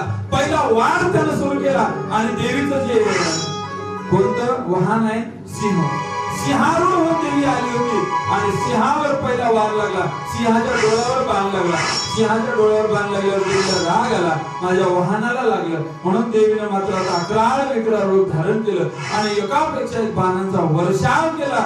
नाही, शेवटी महिषासूर पराजित होत नव्हता, तर अनेक रूप धरायला गेला. एक रूप झालं, दुसरं रूप धरावं, दुसरं झालं आकाशातून यावं. पुढेकडे देवीने सांगितलं, या चराचरामध्ये जेवढ्या शक्ती आहेत तेवढी मी आहे म्हणजे देवी. तेवढ्या शक्तीला सांगितलं, कोणीकडून जरी महिषासूर आला आणि कसा जरी झाला, कोणत्याही पानानं आला, कसाही त्यानं वार केला तरी त्याला आता मारायचं. शेवटचा वेळ आली आणि स्त्री रूपामध्ये त्याला मरण होते हे माहित नव्हतं. मरण कोणत्या रूपात होतं? स्त्रीकडून मरण होतं. दानवाकडून नाही, मानवाकडून नाही, राक्षसाकडून नाही, कोणाकडून मरण नाही. स्त्री रूपामध्ये देवी आली आणि देवीनं मात्र महिषासुराला आपल्या पायाखाली घातलं आणि त्याचा चेंदा चेंदा करून त्याच्या अंतःकरणातून महिषासुराच्या एवढं रक्त मोठ्या उसळीत मारलं. तर असं म्हणतात त्याच्या पोटातून जे रक्त निघालं तर ते रक्त जाऊन आकाशाला लागलं होतं. इतकं उंच रक्त त्याच्या पोटातून. आणि रक्त कसं होतं? ते गरम रक्त होतं. गरम रक्त माहित. आता रक्त आपल्याला माहित आहे, पण गरम रक्त कशाला म्हणतात? गरम रक्त म्हणजे असा ताजा तरणा भांड माणूस ऍक्सिडेंट मध्ये म्हणा कशात तरी जर मेला डोळ्यानं बघा तुम्ही, असं त्याचं पोट फुटावं, फुटल्याबरोबर त्याच्या अंगातून असं उसळ्या घेते की नाही, त्याला म्हणावं गरम रक्त. माणूस असा जिवंत चालता बोलता माणूस मेला, त्याच्या अंगातून जे रक्त फुटून बाहेर पडते त्याला म्हणावं जिवंत उष्ण रक्त. असं रक्त गरम पाण्याप्रमाणे असते महाराज. त्या रक्ताचा पूर वाहू लागला आणि सिंह असा बघू लागला महाराज. आणि देवी बघायला लागली. या महिषासुराला खाली टाकलं. महिषासुर अकराळ विकराळ रूपामध्ये खाली पडला. रक्त वाहू लागलं. गरम रक्त ह्या एक वेळेस वाहिलेला आहे आणि देवीने त्याला सांगितलं, आज तुझी वेळ आली होती, तुला भरपूर संधी दिली, पण तू ऐकला नाहीस, तुझा वध झाला. महिषासुराच्या रक्ताच्या एका त्या उसळीमधून कितीतरी रक्तबीज निर्माण झाले महाराज. ते रक्तबीज म्हणजे त्याला दिलं होतं देवानं वरदान, की रक्तातून निर्माण झालेले किडे झाल्यासारखे ती अमर होऊन बाहेर पडले. देवीने म्हणली आता हे कुठंतरी मरतील म्हणली, पण यानं मेला, हा मात्र उद्रेक झाला. गरम रक्त त्याचा विषय सांगतो. एकदा द्रौपदीला ज्यावेळी कोण शकुनी मामानं केस धरून दरबारामध्ये ओढत आणले होते आणि त्यावेळी वस्त्रहरण करताना द्रौपदीने बोलली होती, काय देवा माझं एकच प्रार्थना, या दुर्योधनाला माझा भीम गदा याच्या पोटावर मांडीवर घालील आणि याच्या अंगातून असं रक्ताच्या उसळ्या बाहेर पडतील आणि त्याच दिवशी माझे केस त्या गरम रक्तामध्ये पूर्ण असे भिजविल म्हणे. पूर्ण डोक्यावर न्हावून घेईल रक्तानं आणि ते न्हावून घेतल्यावर असे केस आणि मग पिळवटा करून बांधील. तोपर्यंत केस बांधणार नाही. द्रौपदीची प्रतिज्ञा होती महाराज. देव शिष्टायला निघाले होते आणि देव शिष्टायला निघाल्यावर का युद्ध नको म्हणून आणि देवाला द्रौपदीने विचारलं देवा चाललात कुठं? ते म्हणले देवानं सांगितलं युद्ध नको म्हणून. अरे माझा वीर जा घरी, मला युद्ध करायचंय. त्या दुर्योधनाचा काटा माझा भीम काढणार आहे आणि काढल्यावर त्या भीमाच्या गरम रक्ताने माझे केस. द्रौपदीने केस कुठपर्यंत मोकळे सोडले होते? जोपर्यंत दुर्योधन मरणार नाही आणि त्याच्या गरम रक्ताने माझे केस धुणार नाही तोपर्यंत मला झालंच तसं. त्याचा मृत्यू कुठं होता? पण त्यानं अमर वरदान मागितलं होतं. मी तुम्हाला हे साऱ्या कथा सांगितलं, लय वेळ सांगायला, लक्षात ठेवत जा, नाही तर विसरू नका. त्याची आई जन्मतः डोळ्यात अशी पट्टी बांधून होती. तिचं नाव काय? गांधारी. तिला आंधळी नव्हती, तिला डोळे होते, पण मालक आंधळा होता. कोण? धृतराष्ट्र. मालक आंधळा असल्यावर मी हे जग बघावं शक्य नाही. माझ्या मालकासारखं राहणार म्हणून मालक आंधळा तर मी आंधळी म्हणून तिने डोळ्याला अशी पट्टी बांधून राहिली होती. पण एकानं त्याला वरदान सांगितलं होतं, ज्यावेळी तुझी गांधारी अशी जर एखाद्याला मनापासून वरदान देण्याचं एकच शास्त्र आहे, तिने एकालाच वाचवू शकते. पूर्ण त्याचं शरीर लोखंडाचं करू शकते, एकालाच वाचवू शकते. आणि असं एवढे मारणार आहे. गांधारीला वरदान होतं, देवाने सांगितलं तुझे 100 पोरं मारणार नाही, कौरव पांडव मारणार, पण एका लेकराला तू वरदान दे. कोणतं वाचवायचं तूच ठरव म्हणे. त्याला लोखंडाचं, तू ज्याच्याकडे डोळे उघडून बघशील त्याचं शरीर कसं होईल? वज्रदेही होईल. आणि भीमाची गदा पडली तरी तो मरणार नाही. मग आता गांधारीने म्हणली सर्वात पराक्रमी माझं पोरग कोणतं आहे? दुर्योधन. आणि दुर्योधनाला निरोप दिला. तो आई पुढे काय कर, सर्व अंगावरले कपडे काढ आणि आईच्या पुढे मी आई आलो म्हण. आईने डोळे उघडून असं बघितल्याबरोबर तुझं शरीर कसं होणार आहे? तिनं सर्व शरीराला असं बघितलं की कसं होणार आहे? वज्रदेही होणार आहे. आणि जर दुर्योधन जर असा लोखंडाच्या शरीराचा झाला तर इथं द्रौपदीचं कसं व्हावं? द्रौपदीने केस कधी बांधावं? त्याचं रक्त कधी निघावं? महाराज हे देव सर्व संकटामध्ये सहाय्य होतो. असा निघाला महाराज संध्याकाळची वेळ. आणि कोण निघाला? दुर्योधन गांधारीकडे. निघताना मात्र अंगावर काहीच कपडे नव्हते, पूर्ण नग्न अवस्थेमध्ये दुर्योधन निघाला. आणि देवानं रूप घेतलं, ब्राह्मणाचं. एका ब्राह्मणाचं रूप घेतलं आणि ब्राह्मणाच्या रूपाने भगवान वाटेत आले. सांगितलं दुर्योधना कुठे निघालास? आणि अशा अवस्थेत आलेले म्हणे तुझ्या अंगावर लोंगोटी सुद्धा नाही, पूर्ण नग्न झालास आणि असा कुठं तर असते? मला देवा माझ्या आईला वरदान आहे आणि मला वज्ररूप व्हायचंय आणि माझ्या आईने माझ्या पूर्ण शरीराकडे बघलं की मी लोखंडाचा होणार आहे म्हणून मी आईकडे चाललो. अरे म्हणला आई हे म्हणला आई पुढे कसं जावं? तू एवढा मोठा आहेस म्हणला. अरे थोडं तरी अंगावर वस्त्र राहावं, असं जाऊ नये म्हणल्यावर यानं लंगोट घातली. आणि लंगोट घालायला लावली कोण? देवानं. बघा देव एवढा खेळाय महाराज. कोणाचं मरण कुठं आहे बरोबर हेरणारा त्याला लंगोटी घालायला लागली. आणि जेवढी लंगोटी घातली होती गांधारीने असे डोळे उघडले आणि उघडल्याबरोबर अरे रे रे रे कोण आलत म्हणे तुझ्या रस्त्यात सांगायला? जेवढी लंगोटी घातलास तेवढा तू कच्चा राहिलास. आणि त्याच वर्मावर तिथंच बरोबर तुला भीम गदा घालेल आणि तुला मारेल म्हणे. आता रडू लागली गांधारी सुद्धा. झालं, होऊन गेलं, युद्ध पेटलं. युद्धामध्ये शेवटचा प्रहार कोणावर झाला? भीमाच्या गदेचा दुर्योधनाच्या मांडीवर प्रहार झाला आणि दुर्योधन मात्र गतप्राण झाला. तोंडाप्रमाणे रक्ताच्या अंगातून उसळ्या उठल्या. त्यावेळी द्रौपदीला बोलवलं आणि द्रौपदीने त्या दिवशी केस बांधले. विचार करा, हे उष्ण रक्त का? दुष्टाचा संहार झाल्याशिवाय मात्र धर्माला ग्लानी आलेली आहे. ती धर्म जागृत होत नाही, पुण्य जागृत होत नाही. भगवंताचा धावा द्रौपदीने केला, देव प्राप्त झाले. द्रौपदीचाही धावा देवाने ऐकला. तशा प्रकारे या महिषासुराचा मोह नावाचा महिषासुर आहे. मोह महिषासुर मर्दना लागोनी. आपण ऐकलं की मोह नावाचा महिषासुर आहे आपल्या प्रत्येकाच्या अंगात. तुम्ही म्हणाला महिषासुर तिथंच नाही, आपल्या पोटात आहे प्रत्येकाच्या. आणि तो देवीला प्रार्थना करत जा, मोह आता तुम्हाला सांगणार नाही मोह म्हणजे काय आहे. मोह म्हणजे प्रत्येक गोष्ट मलाच पाहिजे, ती मलाच मिळाली पाहिजे. प्रत्येक गोष्टीचा मोह, तो मोह नावाचा महिषासूर आपल्या मनामध्ये आहे. नवरात्रामध्ये एवढी देवीला प्रार्थना करा, देवी भगवतीला, की तो मोह नावाचा महिषासूर मारून टाक. आणि देवीने त्या महिषासुराचा वध केला. आणि आपण आता देवीला एवढंच म्हणा नवरात्रात, या मनातल्या महिषासुराला मारून तू प्रसन्न हो आणि अंतःकरणामध्ये सिंहासहित माझ्या ये. आणि अशी आलीस की मात्र मी तुझं ऋण फेडण्यासाठी पात्र आहे. या जन्माला येऊन मात्र मी हे एवढं करणार आहे. अशा प्रकारे हे आजचा महिषासुराचा वध झाला. महिषासूर मेला. सर्वांनी लक्षात ठेवा, महिषासुराची कथा एवढं पक्क राहावं.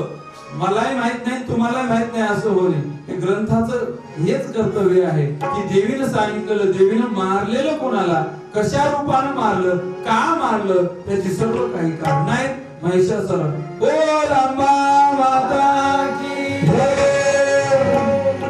गोंधळा येई ओ जगदंबे, गोंधळा येई ओ जगदंबे.